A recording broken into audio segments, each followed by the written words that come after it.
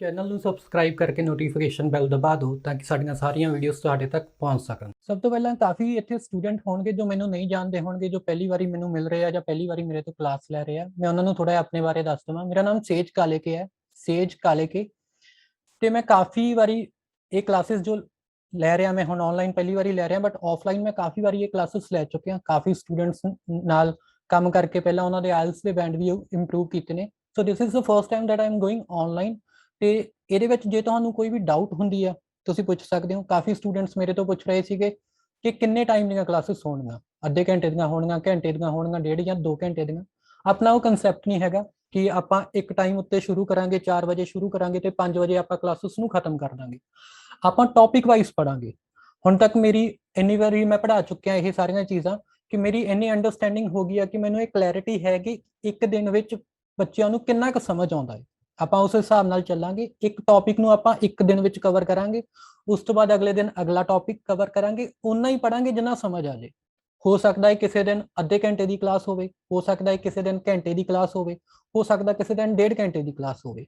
ਸੋ ਜੋ ਟਾਈਮਿੰਗ ਆਪਾਂ fixed hours ਹੁੰਦੇ ਆ ਕਿ ਜੀ 4 ਤੋਂ 5 ਵਜੇ ਤੱਕ ਪੜ੍ਹਨਾ ਹੀ ਪੜ੍ਹਨਾ ਹੈ, ਧੱਕੇ ਨਾਲ ਪੜ੍ਹੀਏ ਜਾਂ ਫਿਰ ਖਿੱਚ ਧੂ ਕੇ ਪੜ੍ਹੀਏ, ਉਵੇਂ ਆਪਾਂ ਨਹੀਂ ਕਰਾਂਗੇ। ਆਪਾਂ ਉਨਾ ਹੀ ਕਰਾਂਗੇ ਜਿੰਨਾ ਆਪਾਂ ਨੂੰ ਸਮਝ ਆ ਜਾਏ। ਤੇ ਜੇ ਆਪਾਂ ਨੂੰ ਨਹੀਂ ਸਮਝ ਆਉਂਦਾ ਆਪਾਂ ਰਿਪੀਟ ਕਰ ਲਾਂਗੇ, ਬਟ ਆਪਾਂ ਉਦੋਂ ਤੱਕ ਅੱਗੇ ਨਹੀਂ ਵਧਾਂਗੇ ਜਦੋਂ ਤੱਕ ਆਪਾਂ ਨੂੰ ਸਮਝ ਨਹੀਂ ਆਉਂਦਾ ਹੈਗਾ। ਬਿਲਕੁਲ ਬੇਸਿਕ ਤੋਂ ਸਟਾਰਟ ਕਰਾਂਗੇ ਤੇ ਹੌਲੀ ਹੌਲੀ ਹੌਲੀ ਆਪਾਂ ਅੱਗੇ ਵਧਾਂਗੇ। ਹੁਣ ਇਹ ਜਿਹੜੀਆਂ ਸਾਰੀਆਂ ਚੀਜ਼ਾਂ ਹੈਗੀਆਂ ਇਹ ਮੈਂ ਤੁਹਾਨੂੰ ਦੱਸਣਾ ਚਾਹੁੰਦਾ ਸੀ। ਉਸ ਤੋਂ ਇਲਾਵਾ ਇੱਕ ਚੀਜ਼ ਮੈਂ ਤੁਹਾਨੂੰ ਹੋਰ ਕਹਿਣਾ ਚਾਹੁੰਦਾ ਹੈਗਾ ਕਿ ਜੇ ਤੁਹਾਨੂੰ ਕੋਈ ਡਾਊਟ ਆਉਂਦੀ ਆ, ਮੰਨ ਕੇ ਚੱਲੋ ਕੋਈ ਚੀਜ਼ ਆ ਤੁਹਾਨੂੰ ਨਹੀਂ ਸਮਝ ਆਉਂਦੀ, ਤੁਹਾਡੀ ਇੰਗਲਿਸ਼ ਅਜਿਹੀ ਹੈ ਨਹੀਂ ਗੀ ਕਿ ਜਿਹਦੇ ਵਿੱਚ ਤੁਸੀਂ ਇੱਕ ਵਾਰੀ ਵਿੱਚ ਚੀਜ਼ ਨੂੰ ਸਮਝ ਸਕੋ, ਤਾਂ ਇਨ ਦੈਟ ਕੇਸ ਤੁਸੀਂ ਕੀ ਕਰ ਸਕਦੇ ਹੋ ਕਿ ਤੁਸੀਂ ਦੁਬਾਰਾ ਮੇਰੇ ਤੋਂ ਪੁੱਛ ਸਕਦੇ ਹੋ।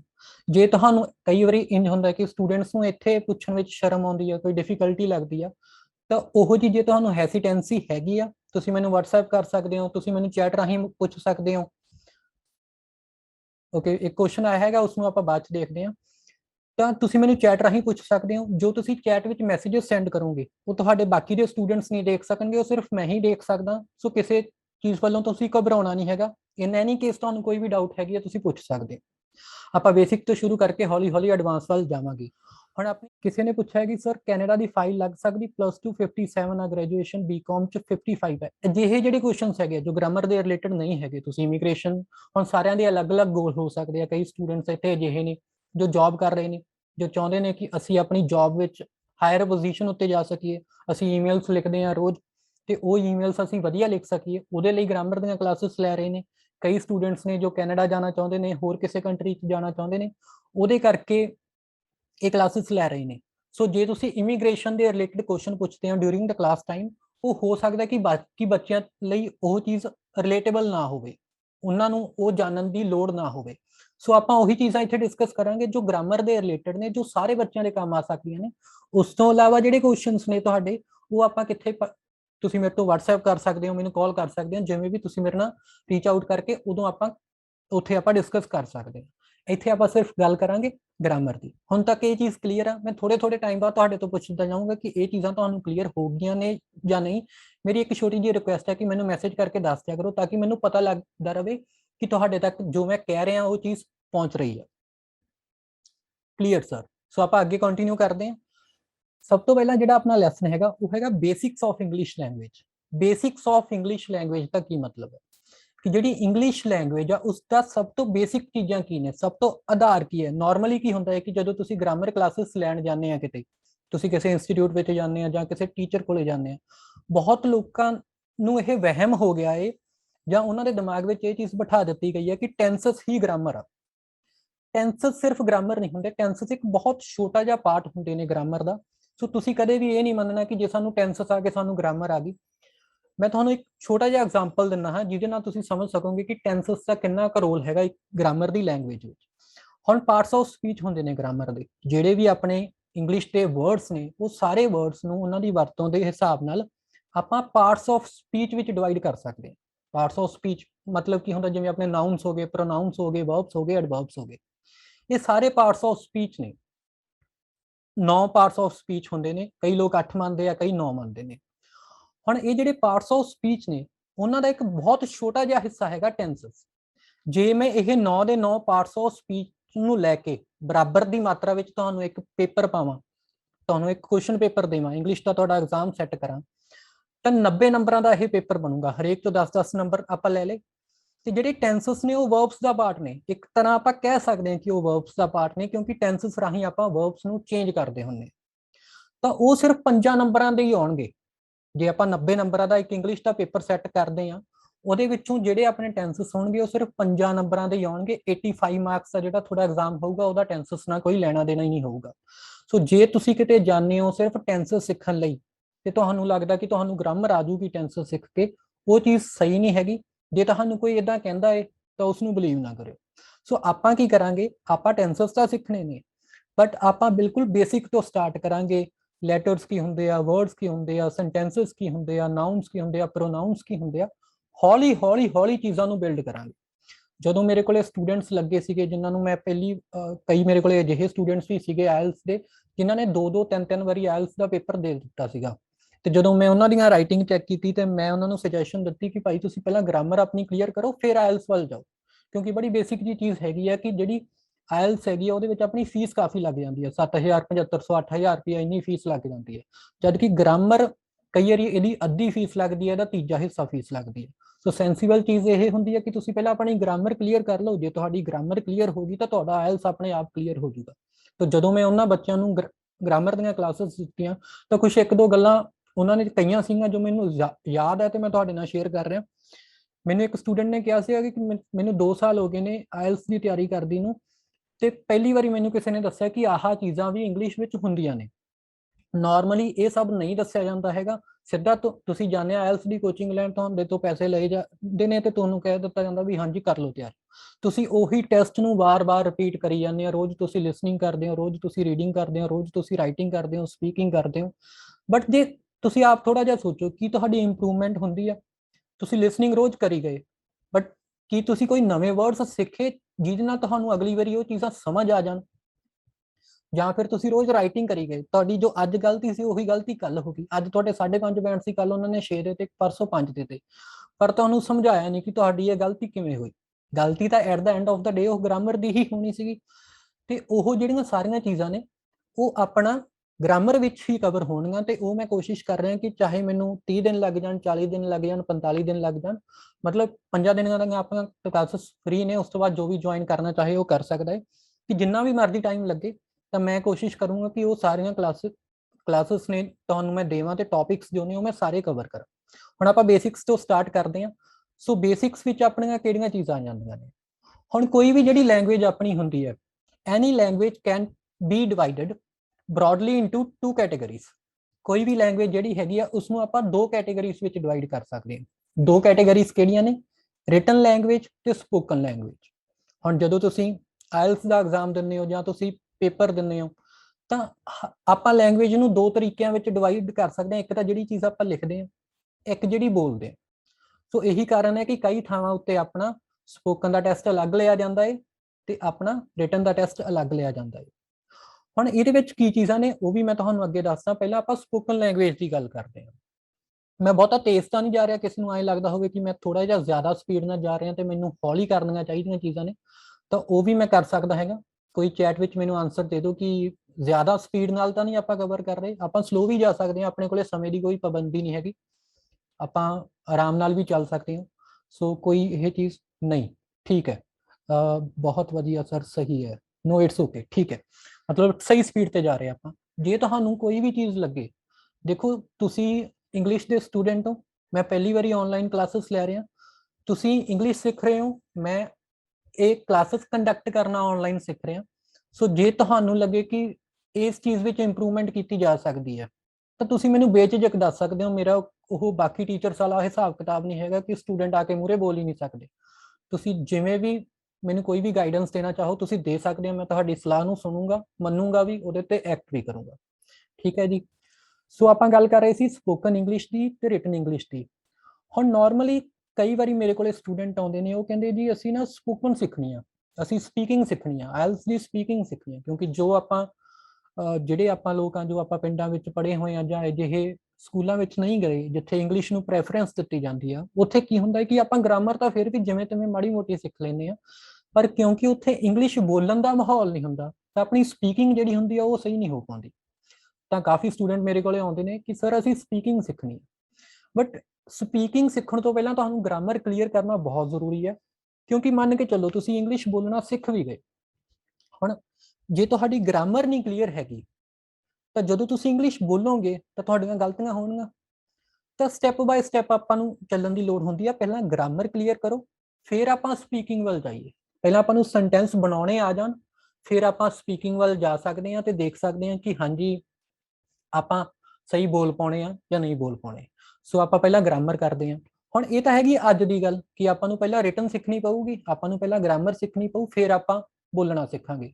ਬਟ ਜਦੋਂ ਆਪਾਂ ਪੁਰਾਣੇ ਜ਼ਮਾਨੇ ਦੀ ਗੱਲ ਕਰਦੇ ਹਾਂ, ਉਹਦੇ ਵਿੱਚ ਕੀ ਸੀਗਾ ਕਿ ਸਪੋਕਨ ਲੈਂਗੁਏਜ ਪਹਿਲਾਂ ਸਿੱਖੀ ਗਈ। ਜੋ ਆਪਣੇ ਪੂਰਵਜ ਸੀਗੇ, ਜੋ ਆਪਣੇ ਤੋਂ ਕਈ ਸਾਲ ਪਹਿਲਾਂ, ਲੱਖਾਂ ਸਾਲਾਂ ਪਹਿਲਾਂ, ਕਰੋੜਾਂ ਸਾਲਾਂ ਪਹਿਲਾਂ ਆਪਣੇ ਤੋਂ ਸੀਗੇ, ਉਹਨਾਂ ਨੇ ਪਹਿਲਾਂ ਸਪੋਕਨ ਲੈਂਗੁਏਜ ਸਿੱਖੀ, ਉਹਨਾਂ ਨੇ ਪਹਿਲਾਂ ਬੋਲਣਾ ਸਿੱਖਿਆ, ਬਾਅਦ ਵਿੱਚ ਉਹਨਾਂ ਨੇ ਲਿਖਣਾ ਸਿੱਖਿਆ। ਤੋਂ ਬੋਲਣ ਦੇ ਬਾਰੇ ਪਹਿਲਾਂ ਮੈਂ ਤੁਹਾਨੂੰ ਦੱਸ ਦੇਵਾਂ, ਸਪੀਚ ਅਰਾਈਵਡ ਵੇ ਬਿਫੋਰ ਰਿਟਨ ਲੈਂਗੁਏਜ।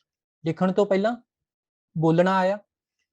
ਇੱਕ ਥਿਉਰੀ ਹੈਗੀ ਆ ਲੈਰੈਂਜੀਅਲ ਡਿਸੈਂਟ ਥਿਉਰੀ, ਉਹਦੇ ਅਕੋਰਡਿੰਗ ਕੀ ਕਿਹਾ ਜਾਂਦਾ ਹੈ ਕਿ ਹਿਊਮਨਸ ਜਿਹੜੇ ਸੀਗੇ, ਇਨਸਾਨ ਜਿਹੜੇ ਸੀਗੇ, ਅੱਜ ਤੋਂ 3 ਲੱਖ ਸਾਲ ਪਹਿਲਾਂ ਉਹਨਾਂ ਨੇ ਬੋਲਣਾ ਸ਼ੁਰੂ ਕੀਤਾ। ਹੁਣ ਇਹ ਜਿਹੜੀ ਥਿਉਰੀ ਆ ਉਹ ਕਿਸ ਬੇਸਿਸ ਉੱਤੇ ਆ? ਥਿਉਰੀ ਦਾ ਮਤਲਬ ਕੀ ਹੁੰਦਾ ਹੈ ਕਿ ਜਦੋਂ ਆਪਾਂ ਕੋਈ ਵਿਚਾਰ ਕਰਕੇ ਕਿਸੇ ਸਿੱਟੇ ਉੱਤੇ ਪਹੁੰਚਦੇ ਆ, ਕਿਸੇ ਰਿਜ਼ਲਟ ਉੱਤੇ ਪਹੁੰਚਦੇ ਆ, ਆਪਾਂ ਸੋਚਦੇ ਆ ਕਿ ਯਾਰ ਕਦੋਂ ਇਨਸਾਨਾਂ ਨੇ ਬੋਲਣਾ ਸ਼ੁਰੂ ਕੀਤਾ ਹੋਊਗਾ। ਹੁਣ ਆਪਾਂ ਜਾ ਕੇ ਤਾਂ ਨਹੀਂ ਦੇਖ ਸਕਦੇ ਕਿ ਇਨਸਾਨਾਂ ਨੇ ਕਦੋਂ ਬੋਲਣਾ ਸ਼ੁਰੂ ਕੀਤਾ ਹੋਊਗਾ, ਆਪਾਂ ਪਾਸਟ ਵਿੱਚ ਜਾ ਨਹੀਂ ਸਕਦੇ। ਆਪਾਂ ਇੱਥੋਂ ਅੰਦਾਜ਼ਾ ਲਗਾ ਸਕਦੇ ਹਾਂ। ਆਪਣੇ ਕੋਲੇ ਜਿੰਨੀਆਂ ਵੀ ਪੁਰਾਣੀਆਂ ਚੀਜ਼ਾਂ ਬਾਰੇ ਜਾਣਕਾਰੀ ਹੈਗੀ ਆ, ਉਹਦੇ ਆਧਾਰ ਉੱਤੇ ਆਪਾਂ ਇਹ ਅੰਦਾਜ਼ਾ ਲਾਇਆ ਕਿ 3 ਲੱਖ ਸਾਲ ਪਹਿਲਾਂ ਇਨਸਾਨਾਂ ਨੇ ਬੋਲਣਾ ਸ਼ੁਰੂ ਕੀਤਾ ਹੋਊਗਾ। ਹੁਣ ਉਹ ਅੰਦਾਜ਼ਾ ਕਿਸ ਆਧਾਰ ਉੱਤੇ ਲਾਇਆ ਮੈਂ ਤੁਹਾਨੂੰ ਉਹ ਵੀ ਦੱਸ ਦਿੰਦਾ। ਜਿਹੜੇ ਆਪਣੇ ਪੂਰਵਜ ਸੀਗੇ ਉਹ ਅਲੱਗ ਤਰ੍ਹਾਂ ਦੇ ਦਿਖਦੇ ਹੁੰਦੇ ਸੀ, ਉਹਨਾਂ ਦਾ ਬੋਡੀ ਦਾ ਸਟਰਕਚਰ ਅਲੱਗ ਸੀਗਾ।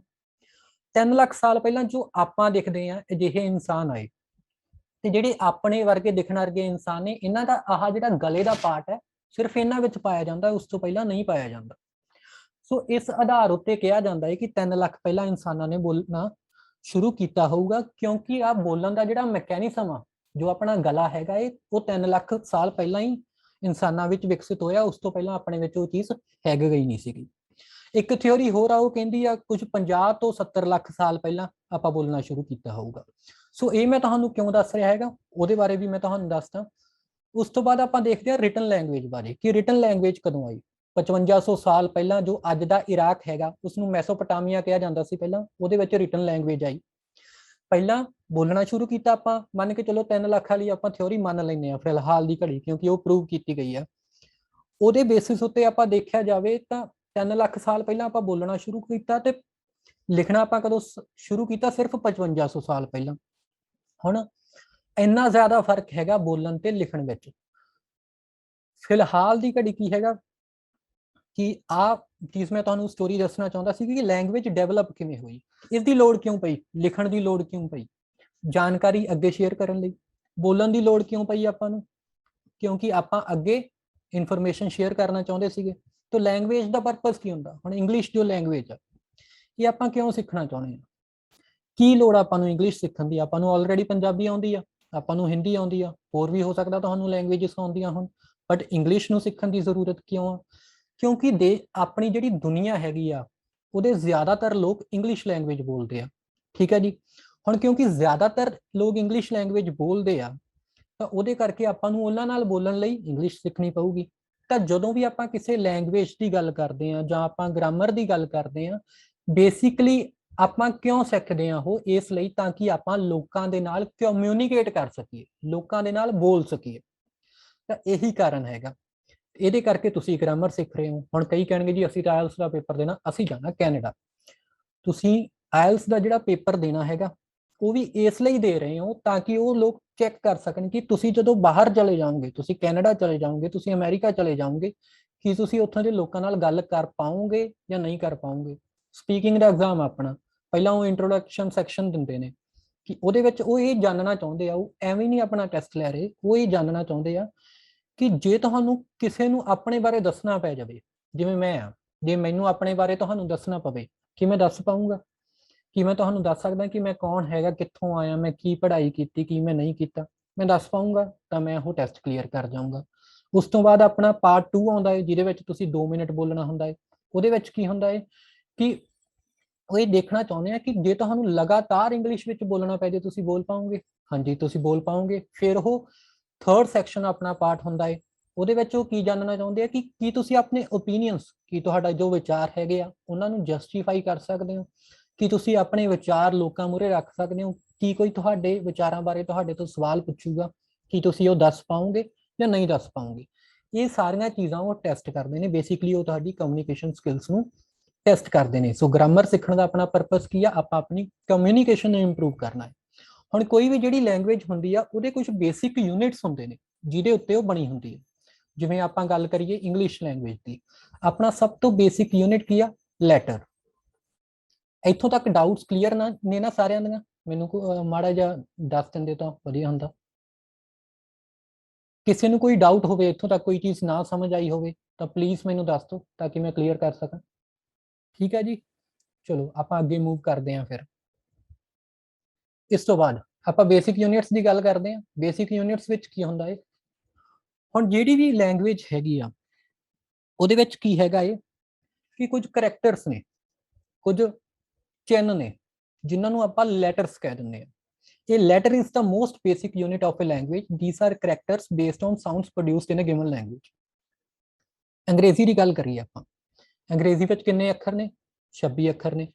ਪੰਜਾਬੀ ਦੀ ਜੇ ਆਪਾਂ ਗੱਲ ਕਰੀਏ ਤਾਂ ਆਪਾਂ ਉਹਨੂੰ 35 ਕਹਿ ਦਿੰਦੇ ਹਾਂ ਕਿ 35 ਦੀ ਭਾਸ਼ਾ, 35 ਅੱਖਰਾਂ ਦੀ ਭਾਸ਼ਾ। ਹੁਣ ਪੰਜਾਬੀ ਵਿੱਚ 35 ਅੱਖਰ ਨੇ, ਇੰਗਲਿਸ਼ ਵਿੱਚ 26 ਅੱਖਰ ਨੇ। ਇੰਨਾ ਫਰਕ ਕਾਹਤੋਂ ਆ? ਇੰਨਾ ਫਰਕ ਇਸ ਲਈ ਆ ਕਿਉਂਕਿ ਜਿਹੜੀ ਇੰਗਲਿਸ਼ ਲੈਂਗੁਏਜ ਆ ਉਹਦੀਆਂ 26 ਸਾਊਂਡਸ ਆਉਂਦੀਆਂ ਨੇ, ਤੇ ਜਿਹੜੀ ਆਪਣੀ ਪੰਜਾਬੀ ਲੈਂਗੁਏਜ ਆ ਉਹਦੀਆਂ 35 ਸਾਊਂਡਸ ਆਉਂਦੀਆਂ ਨੇ। ਫਿਰ ਲੈਟਰਸ ਕੀ ਹੁੰਦੇ ਨੇ? ਹੁਣ ਮੈਂ ਆ ਦੀ ਆਵਾਜ਼ ਕੱਢ ਰਿਹਾ, ਜਦੋਂ ਵੀ ਆਪਣੇ ਪੂਰਵਜ ਉਹਨਾਂ ਨੇ ਬੋਲਣਾ ਸ਼ੁਰੂ ਕੀਤਾ ਉਹਨਾਂ ਨੇ ਆਵਾਜ਼ਾਂ ਕੱਢੀਆਂ ਹੋਣੀਆਂ ਅਲੱਗ-ਅਲੱਗ ਤਰ੍ਹਾਂ ਦੀਆਂ, ਆ ਦੀ ਆਵਾਜ਼, ਬ ਦੀ ਆਵਾਜ਼, ਕ ਦੀ ਆਵਾਜ਼, ਵੱਖ-ਵੱਖ ਤਰ੍ਹਾਂ ਦੀਆਂ ਆਵਾਜ਼ਾਂ। ਉਹਨਾਂ ਨੂੰ ਲਿਖਣ ਦਾ ਕੋਈ ਤਰੀਕਾ ਚਾਹੀਦਾ ਸੀਗਾ। ਉਹ ਲਿਖਣ ਦਾ ਤਰੀਕਾ ਕੀ ਹੋਇਆ? ਅੱਖਰ ਹੋ ਗਏ। ਆ ਦੀ ਆਵਾਜ਼ ਅ ਹੋ ਗਿਆ, ਬ ਦੀ ਆਵਾਜ਼ ਬ ਹੋ ਗਿਆ, ਕ ਦੀ ਆਵਾਜ਼ ਸੀ ਤੋਂ ਹੋ ਗਈ। ਹੁਣ ਇਹਦੇ ਬਾਰੇ ਵੀ ਇੱਕ ਪੂਰੀ ਵੀਡੀਓ ਹੈਗੀ ਆ ਜੋ ਮੈਂ ਤੁਹਾਡੇ ਨਾਲ ਗਰੁੱਪ ਵਿੱਚ ਸ਼ੇਅਰ ਕਰ ਦੂੰਗਾ, ਤੁਸੀਂ ਮੇਰੇ YouTube ਉੱਤੇ ਦੇਖ ਸਕਦੇ। ਤਾਂ ਸਾਰੀਆਂ ਜਿਹੜੇ ਇਹ ਅੱਖਰ ਨੇ ਉਹਨਾਂ ਦੀਆਂ ਅਲੱਗ-ਅਲੱਗ ਆਵਾਜ਼ਾਂ ਨੇ ਜਿਨ੍ਹਾਂ ਦੇ ਬੇਸਿਸ ਉੱਤੇ ਇਹ ਅੱਖਰ ਆਪਣੇ ਚੁਣੇ ਜਾਂਦੇ ਨੇ।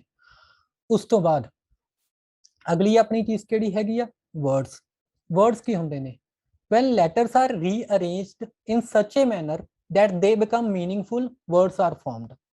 ਹੁਣ ਜਿਹੜੀ ਆਹ ਅੱਖਰ ਨੇ ਇਹਨਾਂ ਦਾ ਕੋਈ ਮਤਲਬ ਤਾਂ ਨਹੀਂ ਬਣਦਾ, ਇਹ ਸਿਰਫ ਆਵਾਜ਼ਾਂ ਨੂੰ ਲਿਖਣ ਦਾ ਇੱਕ ਤਰੀਕਾ ਹੈ।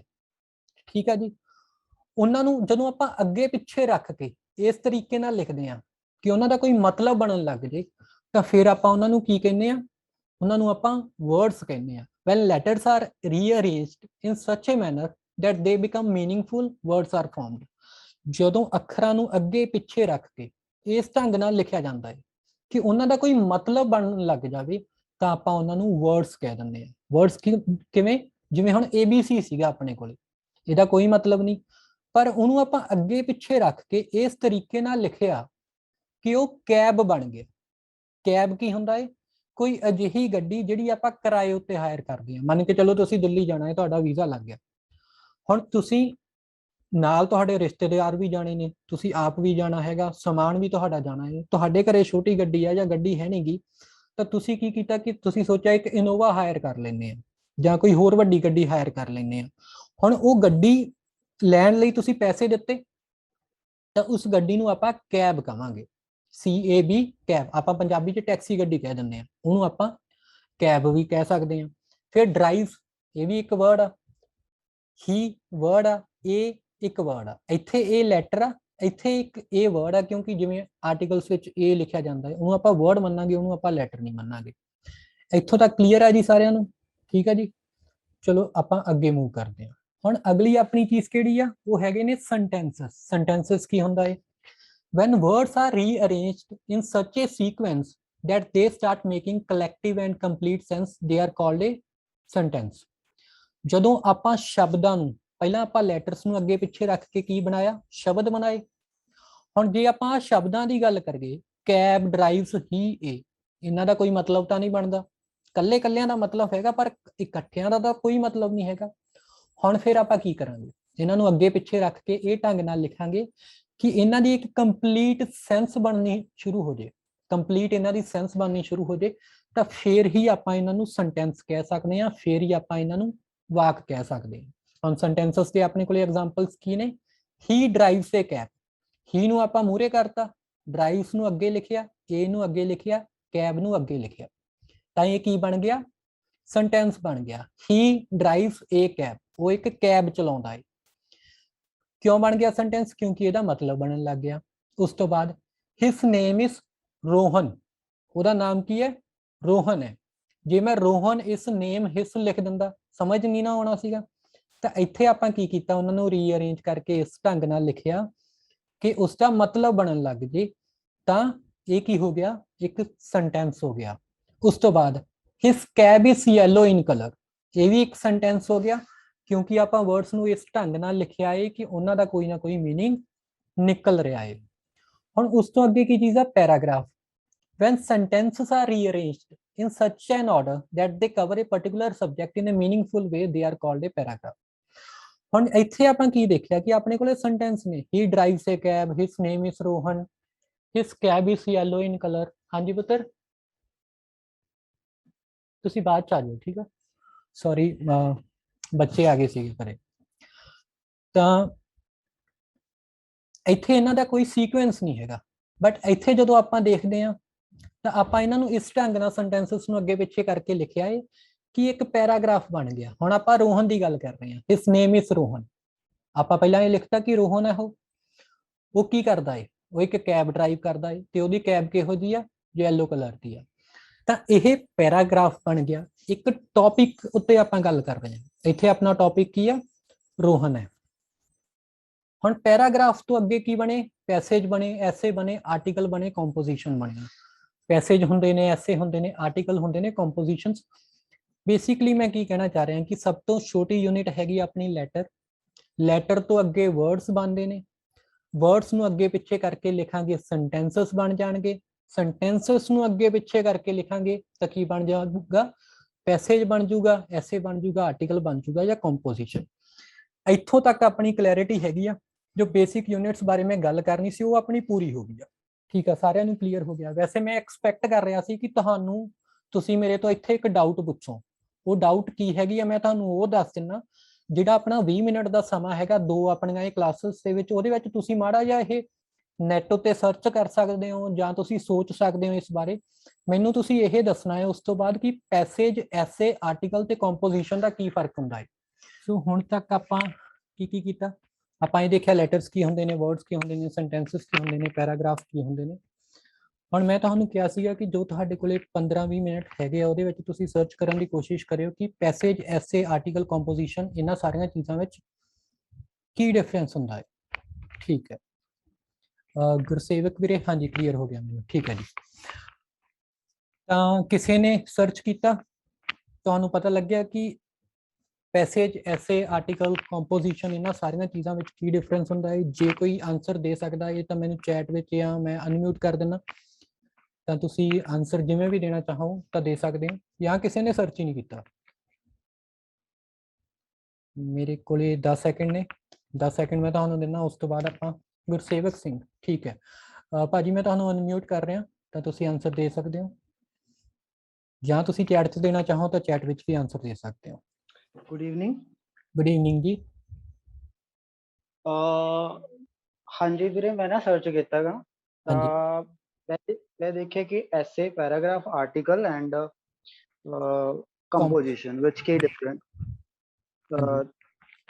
ਜੋ ਐਸੇ ਹੁੰਦਾ ਆਪਣਾ, ਇਹਦੇ ਵਿੱਚ ਆਪਾਂ ਮਤਲਬ ਕਿ ਖੁੱਲੇ ਤਰੀਕੇ ਨਾਲ ਲਿਖ ਸਕਦੇ ਹਾਂਗੇ। ਹਰ ਇੱਕ ਚੀਜ਼ ਨੂੰ ਆਪਾਂ ਪੂਰੇ ਮਤਲਬ ਕਿ ਜਿੰਨੇ ਵੀ ਵਰਡਸ ਲਾਈਕ ਤੁਸੀਂ 1500 2000 ਕਿੰਨੇ ਵੀ ਵਰਡਸ ਦੇ ਵਿੱਚ ਲਿਖ ਸਕਦੇ ਹੋ, ਹਨਾ। ਤਾਂ ਇਹ ਤਿੰਨ ਤਰੀਕੇ ਦਾ ਹੁੰਦਾ ਗਾ, ਡਿਸਕ੍ਰਿਪਟਿਵ, ਐਨਾਲਿਟਿਕ ਐਂਡ ਕਰੈਕਟਰਿਸਟਿਕ। ठीक है जी। ਠੀਕ ਹੈ। हाँ जी। ਉਸ ਤੋਂ ਬਾਅਦ ਆਪਣਾ ਆਉਂਦਾ ਪੈਰਾਗ੍ਰਾਫ। ਜੋ ਪੈਰਾਗ੍ਰਾਫ ਹੈ ਉਹਦੇ ਵਿੱਚ ਆਪਾਂ ਕੀ ਕਰਦੇ ਹਾਂ ਕਿ ਕਿਸੇ ਵੀ ਚੀਜ਼ ਨੂੰ ਆਪਾਂ ਇੱਕੋ ਪੈਰਾਗ੍ਰਾਫ ਦੇ ਵਿੱਚ ਲਿਖਦੇ ਹਾਂ, ਹਨਾ। ਲਾਈਕ ਇੰਟਰੋਡਕਸ਼ਨ ਲਿਖਦੇ, ਇਹਦੇ ਵਿੱਚ ਆਪਾਂ ਐਡਵਾਂਟੇਜ ਦਿੰਦੇ ਹਾਂ, ਡਿਸਐਡਵਾਂਟੇਜ ਦਿੰਦੇ ਹਾਂ, ਐਂਡ ਦੈਨ ਕਨਕਲੂਜਨ ਤੇ ਆਪਾਂ ਪਹੁੰਚਦੇ ਆਂਗੇ, ਹਨਾ। ਉਸ ਤੋਂ ਬਾਅਦ ਆਪਣਾ ਆਰਟੀਕਲ ਆਉਂਦਾ ਗਾ, ਜਿਵੇਂ ਕਿ ਜੋ ਆਰਟੀਕਲ ਹੁੰਦਾ ਉਹ ਆਪਾਂ ਨਿਊਜ਼ਪੇਪਰ ਦੇ ਵਿੱਚ ਦੇਖਦੇ ਹੈਗੇ।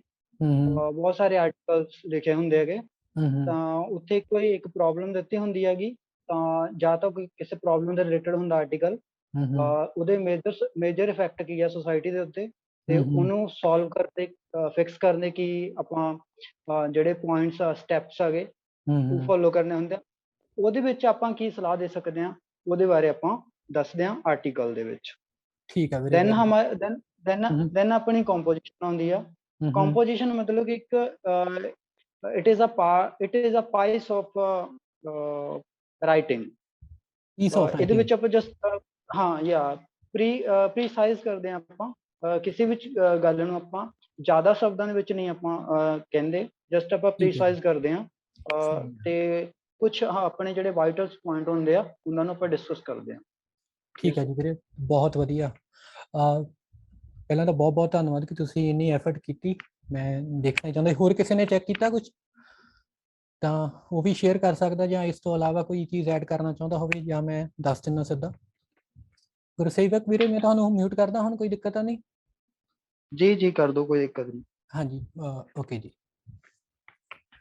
ਦੇਖੋ ਜੋ ਉਹਨਾਂ ਨੇ ਕਿਹਾ ਉਹ ਸਾਰੀਆਂ ਚੀਜ਼ਾਂ ਬਿਲਕੁਲ ਸਹੀ ਨੇ, ਕਿ ਪੈਸੇਜ ਕੀ ਹੁੰਦਾ, ਐਸੇ ਕੀ ਹੁੰਦਾ, ਆਰਟੀਕਲ ਕੀ ਹੁੰਦਾ, ਕੰਪੋਜੀਸ਼ਨ ਕੀ ਹੁੰਦਾ। ਮੈਂ ਥੋੜਾ ਜਿਹਾ ਜੋ ਉਹਨਾਂ ਨੇ ਕਿਹਾ ਉਹ ਤੇ ਬਾਕੀ ਜੋ ਹੋਰ ਨਾਲ ਚੀਜ਼ਾਂ ਨੇ ਉਹ ਵੀ ਤੁਹਾਨੂੰ ਦੱਸ ਦਿੰਦਾ। ਬੇਸਿਕਲੀ ਆਪਾਂ ਸ਼ੁਰੂ ਗੱਲ ਕਰਦੇ ਹਾਂ ਐਸੇ ਤੋਂ। ਐਸੇ ਕੀ ਹੁੰਦਾ ਹੈ? ਐਸੇ ਇੱਕ ਨਾਰਮਲੀ ਜਦੋਂ ਆਪਾਂ ਸਕੂਲਸ ਵਿੱਚ ਐਸੇ ਲਿਖਦੇ ਹਾਂ ਉਹ ਕਿੰਨੇ 200-300 ਵਰਡਸ ਦਾ ਹੁੰਦਾ ਹੈ, ਜਾਂ ਆਪਾਂ ਐਸੇ ਲਿਖਦੇ ਹਾਂ ਆਇਲਸ ਦੇ ਵਿੱਚ ਉਹ ਵੀ 250 ਵਰਡਸ ਦੀ ਉਸਦੀ ਲਿਮਿਟ ਹੁੰਦੀ ਹੈ। ਬਟ ਜੇ ਆਪਾਂ ਸਹੀ ਮਾਇਨੇ ਵਿੱਚ ਐਸੇ ਦੇਖੀਏ ਤਾਂ ਜਿਵੇਂ ਗੁਰਸੇਵਕ ਸਿੰਘ ਨੇ ਕਿਹਾ ਉਹ ਬਹੁਤ ਸਹੀ ਹੈ, ਕਿ 1500 ਤੋਂ 2000 ਦੀ ਵਰਡ ਲਿਮਿਟ ਜਿਸ ਚੀਜ਼ ਦੀ ਹੁੰਦੀ ਆ ਉਹਨੂੰ ਹੀ ਆਪਾਂ ਐਸੇ ਕਹਿ ਸਕਦੇ ਹਾਂ। ਜੋ ਆਪਾਂ 150, 200, 250 ਵਰਡਸ ਦੀ ਆਪਾਂ ਗੱਲ ਕਰਦੇ ਹਾਂ ਉਹ ਐਸੇ ਨਹੀਂ ਹੁੰਦਾ, ਉਹ ਕੰਪੋਜੀਸ਼ਨ ਹੁੰਦੀ ਆ। ਹੁਣ ਐਸੇ ਜਿਹੜਾ ਹੁੰਦਾ ਹੈ ਆਰਟੀਕਲ ਜਾਂ ਐਸੇ, ਇਹਨਾਂ ਦਾ ਕੀ ਡਿਫਰੈਂਸ ਹੈ ਕਿ ਐਸੇ ਵਿੱਚ ਹੁੰਦਾ ਹੈ ਕਿ ਆਪਾਂ ਆਪਣਾ ਓਪੀਨੀਅਨ ਦਿੰਦੇ ਹਾਂ। ਜਿਵੇਂ ਆਪਾਂ ਨੂੰ ਕੋਈ ਟੌਪਿਕ ਦਿੱਤਾ, ਉਹਨਾਂ ਨੇ ਕਿਹਾ ਕਿ ਵਰਲਡ ਵਾਈਡ ਇੰਗਲਿਸ਼ ਲੈਂਗੁਏਜ ਬੋਲੀ ਜਾਂਦੀ ਹੈ, ਕੀ ਇਹ ਚੀਜ਼ ਸਹੀ ਆ ਜਾਂ ਨਹੀਂ ਸਹੀ। ਜਾਂ ਫਿਰ ਉਹਨਾਂ ਨੇ ਇਹ ਆਪਾਂ ਨੂੰ ਪੁੱਛਿਆ ਕਿ ਹਾਂਜੀ ਭਾਈ ਕੀ ਇੱਕੋ ਲੈਂਗੁਏਜ ਹੋਣੀ ਚਾਹੀਦੀ ਆ, ਬਾਕੀ ਲੈਂਗੁਏਜਸ ਨਾ ਹੋਣ, ਰੀਜਨਲ ਲੈਂਗੁਏਜਸ ਆਪਾਂ ਹਟਾ ਦਈਏ ਕਿਉਂਕਿ ਸਾਰੇ ਇੰਗਲਿਸ਼ ਬੋਲਦੇ ਆ, ਤਾਂ ਕਿਉਂ ਨਾ ਆਪਾਂ ਇਕੱਲੀ ਇੰਗਲਿਸ਼ ਹੀ ਆਪਾਂ ਵਰਤਿਆ ਕਰਕੇ ਬਾਕੀ ਲੈਂਗੁਏਜਸ ਦੀ ਵਰਤੋਂ ਨਾ ਕਰੀਏ। ਹੁਣ ਜਿਹੜਾ ਐਸੇ ਹੋਊਗਾ ਉਹਦੇ ਵਿੱਚ ਆਪਾਂ ਪਾਰਟਸ ਵਿੱਚ ਡਿਵਾਈਡ ਕਰਕੇ, ਪਹਿਲਾਂ ਆਪਾਂ ਇੰਟਰੋਡਕਸ਼ਨ ਦੇਵਾਂਗੇ, ਫਿਰ ਆਪਾਂ ਆਪਦੀ ਰੀਜ਼ਨ ਦੇਵਾਂਗੇ ਕਿ ਕਿਉਂ ਸਿਰਫ ਇੱਕੋ ਲੈਂਗੁਏਜ ਪੂਰੀ ਦੁਨੀਆ ਵਿੱਚ ਬੋਲਣੀ ਚਾਹੀਦੀ ਹੈ। ਫਿਰ ਆਪਾਂ ਮਤਲਬ ਉਹਦੇ ਐਡਵਾਂਟੇਜਸ ਦੱਸਾਂਗੇ, ਫਿਰ ਡਿਸਐਡਵਾਂਟੇਜਸ ਦੱਸਾਂਗੇ। ਵੱਖ-ਵੱਖ ਤਰ੍ਹਾਂ ਦੇ ਐਸੇ ਹੁੰਦੇ, ਡਿਸਕ੍ਰਿਪਟਿਵ ਹੁੰਦੇ ਆ, ਐਨਾਲਿਟੀਕਲ ਹੁੰਦੇ ਆ, ਕਰੈਕਟਰਿਸਟਿਕਸ ਹੁੰਦੇ ਆ। ਇਹ ਸਾਰੇ ਤਰ੍ਹਾਂ ਦੇ ਐਸੇ ਹੋ ਸਕਦੇ ਨੇ। ਹੁਣ ਜਦੋਂ ਆਪਾਂ ਆਰਟੀਕਲ ਦੀ ਗੱਲ ਕਰਦੇ ਹਾਂ, ਆਰਟੀਕਲ ਕੀ ਹੁੰਦਾ ਹੈ? ਆਰਟੀਕਲ ਨਾਰਮਲੀ ਜਿਵੇਂ ਉਹਨਾਂ ਨੇ ਕਿਹਾ ਨਿਊਜ਼ਪੇਪਰਸ ਵਿੱਚ ਆਪਾਂ ਨੂੰ ਦੇਖਣ ਨੂੰ ਮਿਲਦਾ ਹੈ। ਆਰਟੀਕਲ ਦਾ ਇੱਕ ਸਪੈਸੀਫਿਕ ਟੌਪਿਕ ਹੁੰਦਾ ਹੈ, ਆਰਟੀਕਲ ਵਿੱਚ ਓਪੀਨੀਅਨ ਨਹੀਂ ਦਿੱਤਾ ਗਿਆ ਹੋਊਗਾ। ਆਰਟੀਕਲ ਕੀ ਹੁੰਦਾ ਹੈ ਕਿ ਕੋਈ ਚੀਜ਼ ਹੋਈ, ਕੋਈ ਨਿਊਜ਼ ਹੋਈ, ਕੋਈ ਘਟਨਾ ਹੋਈ, ਆਪਾਂ ਉਸ ਨੂੰ ਨਿਊਜ਼ ਦਾ ਫਾਰਮ ਦੇ ਕੇ ਆਰਟੀਕਲ ਦੇ ਫਾਰਮ ਵਿੱਚ ਇੱਕ ਜਗ੍ਹਾ ਉੱਤੇ ਲਿਖ ਦਿੱਤਾ। ਆਰਟੀਕਲ ਵਿੱਚ ਜਿਵੇਂ ਚੀਜ਼ਾਂ ਹੁੰਦੀਆਂ ਨੇ ਉਵੇਂ ਹੀ ਉਹਨਾਂ ਨੂੰ ਡਿਸਕ੍ਰਾਈਬ ਕੀਤਾ ਜਾਂਦਾ ਹੈ।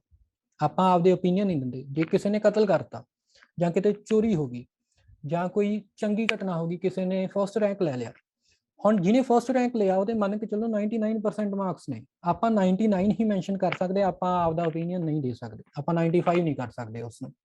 ਜੇ ਕਿਤੇ ਮਰਡਰ ਹੋਇਆ ਹੈਗਾ, ਜਿਵੇਂ ਮਰਡਰ ਹੋਇਆ ਆਪਾਂ ਨੂੰ ਉਵੇਂ ਹੀ ਡਿਸਕ੍ਰਾਈਬ ਕਰਨਾ ਪਊਗਾ, ਆਪਾਂ ਆਪਦਾ ਓਪੀਨੀਅਨ ਨਹੀਂ ਦੇ ਸਕਦੇ, ਜਦਕਿ ਐਸੇ ਵਿੱਚ ਆਪਾਂ ਅਜਿਹਾ ਕਰ ਸਕਦੇ ਹਾਂ। ਕੰਪੋਜੀਸ਼ਨ ਜਿਵੇਂ ਗੁਰਸੇਵਕ ਸਿੰਘ ਨੇ ਕਿਹਾ, ਆਪਾਂ ਪ੍ਰੀਸਾਈਜ਼ ਚੀਜ਼ ਦੱਸਦੇ ਹਾਂ। ਐਸੇ ਕੀ ਹੁੰਦਾ, 1500 ਤੋਂ 200 ਵਰਡਸ ਹੁੰਦੇ ਨੇ, ਉਸਨੂੰ ਛੋਟਾ ਕਰਕੇ ਆਪਾਂ ਕੰਪੋਜੀਸ਼ਨ ਵਿੱਚ ਲਿਖ ਸਕਦੇ ਹਾਂ ਕਿ ਮੇਨ ਪੁਆਇੰਟਸ ਆਪਾਂ ਚੱਕ ਲਏ ਤੇ ਉਹਨਾਂ ਨੂੰ ਕੰਪੋਜੀਸ਼ਨ ਦੀ ਫਾਰਮ ਵਿੱਚ ਲਿਖਤਾ। ਆਪਾਂ ਡਿਟੇਲ ਵਿੱਚ ਨਹੀਂ ਜਾਂਦੇ ਜਿਵੇਂ ਐਸੇ ਵਿੱਚ ਜਾਂਦੇ ਆ। ਪੈਸੇਜ ਕੀ ਹੁੰਦਾ ਹੈ? ਪੈਰਾਗ੍ਰਾਫ ਦੀ ਗੱਲ ਕਰ ਲੈਂਦੇ ਹਾਂ ਕਿਉਂਕਿ ਉਹਨਾਂ ਨੇ ਵੀ ਗੱਲ ਕੀਤੀ। ਪੈਰਾਗ੍ਰਾਫ ਦਾ ਮਤਲਬ ਕੀ ਹੁੰਦਾ ਹੈ? ਹੁਣ ਐਸੇ ਆਪਾਂ ਲਿਖਣਾ ਹੈ, ਇੱਕ ਜਗ੍ਹਾ ਉੱਤੇ ਆਪਾਂ ਇੰਟਰੋਡਕਸ਼ਨ ਲਿਖਣੀ ਆ, ਇੰਟਰੋਡਕਸ਼ਨ ਵੀ ਆਪਾਂ ਨੂੰ ਦੱਸਣੀ ਪਊ, ਐਡਵਾਂਟੇਜਸ ਵੀ ਦੱਸਣੇ ਪਊਗੇ, ਡਿਸਐਡਵਾਂਟੇਜਸ ਵੀ ਦੱਸਣੇ ਪਊਗੇ, ਸੋਲਿਊਸ਼ਨਸ ਵੀ ਦੱਸਣੇ ਪਊਗੇ, ਕਾਫੀ ਚੀਜ਼ਾਂ ਬਾਰੇ ਆਪਾਂ ਗੱਲ ਕਰਨੀ ਹੁੰਦੀ ਆ। ਹੁਣ ਜੇ ਆਪਾਂ ਉਹ ਸਾਰੀਆਂ ਚੀਜ਼ਾਂ ਇਕੱਠੀਆਂ 1500 2000 ਵਰਡਸ ਲਿਖ ਦਾਂਗੇ ਤਾਂ ਕਿਸੇ ਨੂੰ ਸਮਝ ਹੀ ਨਹੀਂ ਆਉਣਗੇ।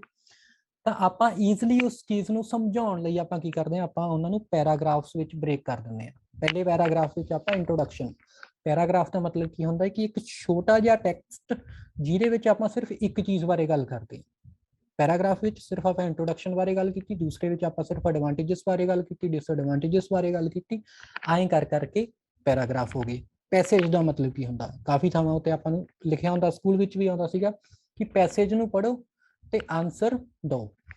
ਪੈਸੇਜ ਮੰਨ ਕੇ ਚੱਲੋ ਇੱਕ ਬੁੱਕ ਆ, ਇੱਕ ਨੋਵਲ ਲਿਖਿਆ ਹੋਇਆ ਕਿਸੇ ਨੇ, ਕਾਫੀ ਵੱਡਾ 200-250 ਪੇਜ ਦਾ ਨੋਵਲ ਹੈ। ਹੁਣ ਉਹ ਪੂਰਾ ਦਾ ਪੂਰਾ ਨੋਵਲ ਤਾਂ ਤੁਹਾਡੇ ਐਗਜ਼ਾਮ ਵਿੱਚ ਪਾਇਆ ਨਹੀਂ ਜਾ ਸਕਦਾ ਕਿਉਂਕਿ ਬਹੁਤ ਲੰਬਾ ਹੋ ਜਾਊਗਾ।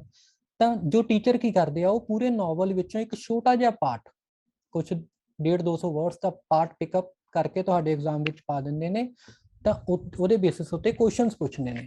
ਪੈਸੇਜ ਦਾ ਮਤਲਬ ਫਿਰ ਕੀ ਹੋਇਆ, ਜਦੋਂ ਆਪਾਂ ਕਿਸੇ ਵੱਡੇ ਟੈਕਸਟ ਵਿੱਚੋਂ ਕੋਈ ਛੋਟੀ ਚੀਜ਼ ਕੱਢ ਕੇ ਵਰਤਦੇ ਆ, ਉਹਨੂੰ ਆਪਾਂ ਪੈਸੇਜ ਕਹਾਂਗੇ। ਹੁਣ ਇਹਨੂੰ ਕੰਪੋਜੀਸ਼ਨ ਨਾਲ ਕਨਫਿਊਜ਼ ਨਹੀਂ ਕਰਨਾ। ਕੰਪੋਜੀਸ਼ਨ ਆਪਾਂ ਮੇਨ ਪੁਆਇੰਟਸ ਲਿਖਦੇ ਆ ਆਪਦੇ ਕੋਲ। ਐਸੇ ਵਿੱਚ ਪੂਰਾ ਵੱਡਾ ਓਪੀਨੀਅਨ ਦਿੰਦੇ ਆ, ਕੰਪੋਜੀਸ਼ਨ ਵਿੱਚ ਛੋਟਾ ਓਪੀਨੀਅਨ ਦਿੰਦੇ ਆ। ਪੈਸੇਜ ਆਲਰੇਡੀ ਲਿਖਿਆ ਗਿਆ ਹੁੰਦਾ ਕਿਸੇ ਵੱਲੋਂ, ਕੋਈ ਕਹਾਣੀ ਕੋਈ ਨੋਵਲ ਆਲਰੇਡੀ ਲਿਖੀ ਗਈ ਹੁੰਦੀ ਆ, ਉਹਦਾ ਇੱਕ ਛੋਟਾ ਹਿੱਸਾ ਚੱਕ ਕੇ ਆਪਾਂ ਵਰਤ ਲੈਂਦੇ ਆ। ਕਿਸੇ ਨੂੰ ਕੋਈ ਡਾਊਟ ਹੋਵੇ ਇਸ ਚੀਜ਼ ਵਿੱਚ, ਕਿਉਂਕਿ ਇਹ ਥੋੜਾ ਜਿਹਾ ਕੰਪਲਿਕੇਟਡ ਸੀਗਾ, ਕਿਸੇ ਨੂੰ ਕੋਈ ਵੀ ਡਾਊਟ ਹੋਵੇ ਤਾਂ ਮੈਨੂੰ ਤੁਸੀਂ ਦੱਸ ਸਕਦੇ ਹੋ। ਕਲੀਅਰ ਆ? ਠੀਕ ਹੈ, ਓਕੇ। ਸੋ ਆਪਾਂ ਅੱਗੇ ਜਾਂਦੇ ਆ। ਆਪਣਾ ਜੋ ਪਹਿਲਾ ਟੌਪਿਕ ਸੀਗਾ ਉਹ 0 ਲੈਕਚਰ ਸੀਗਾ, ਜਿਹਦੇ ਵਿੱਚ ਆਪਾਂ ਬੇਸਿਕ ਯੂਨਿਟਸ ਦੀ ਗੱਲ ਕੀਤੀ। ਹੁਣ ਆਪਾਂ ਸੈਂਟੈਂਸ, ਜੋ ਆਪਣਾ ਪਹਿਲਾ ਚੈਪਟਰ ਹੈਗਾ, ਉਹਦੇ ਬਾਰੇ ਗੱਲ ਕਰਦੇ ਹਾਂ। ਆਪਾਂ ਆਲਰੇਡੀ ਸਿੱਖ ਚੁੱਕੇ ਹਾਂ ਕਿ ਇੱਕ ਗਰੁੱਪ ਆਫ ਵਰਡਸ ਜੋ ਕੰਪਲੀਟ ਸੈਂਸ ਬਣਾਉਂਦਾ ਹੈ, ਉਹਨੂੰ ਆਪਾਂ ਸੈਂਟੈਂਸ ਕਹਿੰਦੇ ਹਾਂ। ਕਿ ਜਿਸ ਚੀਜ਼ ਦਾ ਪੂਰਾ ਮਤਲਬ ਨਿਕਲਦਾ ਹੈ ਉਹ ਸੈਂਟੈਂਸ ਹੁੰਦਾ ਹੈ। ਹੁਣ ਸੈਂਟੈਂਸ ਦੇ ਕੁਝ ਪਾਰਟਸ ਹੁੰਦੇ ਨੇ। ਇਹ ਜਿਹੜਾ ਚੈਪਟਰ ਹੈਗਾ ਉਹਦੇ ਵਿੱਚ ਆਪਾਂ ਦੋ ਚੀਜ਼ਾਂ ਬਾਰੇ ਸਿੱਖਾਂਗੇ। ਪਹਿਲਾਂ ਕਿ ਸੈਂਟੈਂਸ ਦੇ ਪਾਰਟਸ ਕੀ ਹੁੰਦੇ ਨੇ, ਦੂਸਰਾ ਇਹ ਕਿ ਉਹਦੀਆਂ ਟਾਈਪਸ ਕੀ ਹੁੰਦੀਆਂ ਨੇ। ਪਹਿਲਾਂ ਪਾਰਟਸ ਬਾਰੇ ਗੱਲ ਕਰਦੇ ਹਾਂ। ਸੈਂਟੈਂਸ ਨੂੰ ਬੇਸਿਕਲੀ ਆਪਾਂ ਦੋ ਪਾਰਟਸ ਵਿੱਚ ਡਿਵਾਈਡ ਕਰ ਸਕਦੇ ਹਾਂ। ਇੱਕ ਹੈਗਾ ਆਪਣਾ ਸਬਜੈਕਟ ਤੇ ਦੂਸਰਾ ਹੈਗਾ ਆਪਣਾ ਪ੍ਰੈਡੀਕੇਟ। ਸਬਜੈਕਟ ਤੇ ਪ੍ਰੈਡੀਕੇਟ ਕੀ ਹੁੰਦਾ ਇਹਦੇ ਬਾਰੇ ਵੀ ਮੈਂ ਤੁਹਾਨੂੰ ਦੱਸੂਗਾ। ਹੁਣ ਜਿਹੜਾ ਸਬਜੈਕਟ ਹੈਗਾ ਉਸਨੂੰ ਅੱਗੇ ਆਪਾਂ ਦੋ ਹਿੱਸਿਆਂ 'ਚ ਡਿਵਾਈਡ ਕਰ ਸਕਦੇ ਹਾਂ, ਐਟਰੀਬਿਊਟ ਤੇ ਸਬਜੈਕਟ ਵਰਡ। ਵਰਬ ਤੇ ਆਬਜੈਕਟ ਹੁੰਦਾ ਹੈ ਪ੍ਰੈਡੀਕੇਟ ਦੇ ਹਿੱਸੇ। ਸੈਂਟੈਂਸ ਨੂੰ ਦੋ ਹਿੱਸਿਆਂ 'ਚ ਡਿਵਾਈਡ ਕੀਤਾ ਜਾ ਸਕਦਾ, ਸਬਜੈਕਟ ਪ੍ਰੈਡੀਕੇਟ ਤੇ ਫਿਰ ਅੱਗੇ ਐਟਰੀਬਿਊਟ ਸਬਜੈਕਟ ਵਰਡ ਵਰਬ ਤੇ ਆਬਜੈਕਟ। ਇਹ ਅੱਗੇ ਉਸਦੇ ਚਾਰ ਹਿੱਸੇ ਬਣ ਜਾਂਦੇ ਨੇ। ਇਹਨਾਂ ਨੂੰ ਕੱਲਾ ਕਰਕੇ ਆਪਾਂ ਡਿਸਕਸ ਕਰਾਂਗੇ। ਸਭ ਤੋਂ ਪਹਿਲਾਂ ਆਪਾਂ ਸਬਜੈਕਟ ਦੀ ਗੱਲ ਕਰਾਂਗੇ ਤੇ ਪ੍ਰੈਡੀਕੇਟ ਦੀ ਗੱਲ ਕਰਾਂਗੇ। ਸਬਜੈਕਟ ਤੇ ਪ੍ਰੈਡੀਕੇਟ ਹੁੰਦੇ ਕੀ ਨੇ ਉਹਦੇ ਬਾਰੇ ਆਪਾਂ ਗੱਲ ਕਰਦੇ ਹਾਂ। ਹੁਣ ਆਪਾਂ ਸੈਂਟੈਂਸ ਆਪਾਂ ਇੱਥੇ ਇੱਕ ਲਿਆ ਸੀਗਾ, ਹੀ ਡਰਾਈਵਸ ਏ ਕੈਬ।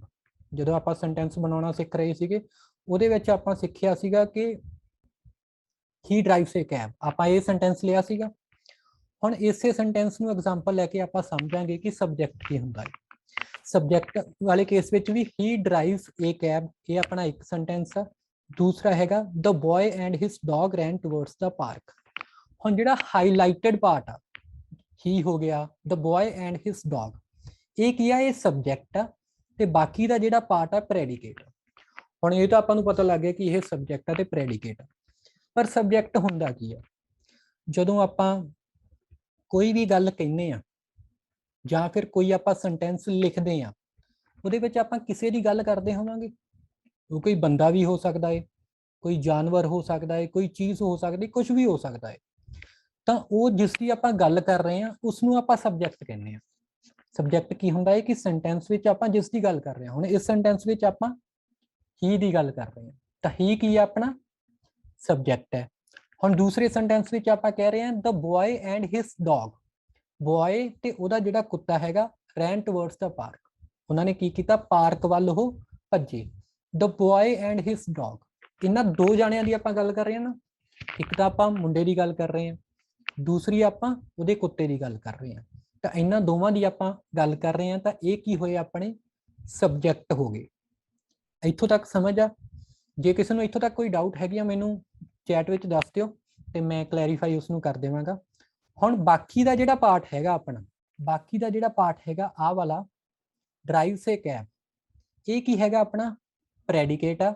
ਆਹ ਵਾਲਾ ਪਾਰਟ ਵੀ ਆਪਣਾ ਪ੍ਰੈਡੀਕੇਟ ਆ।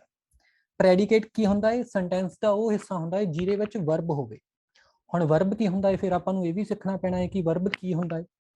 ਦੇਖੋ, ਹੀ ਡਰਾਈਵਸ ਏ ਕੈਬ, ਉਹ ਕੈਬ ਚਲਾਉਂਦਾ ਹੈ। ਹੁਣ ਉਹ ਕੰਮ ਕੀ ਕਰਦਾ ਹੈ?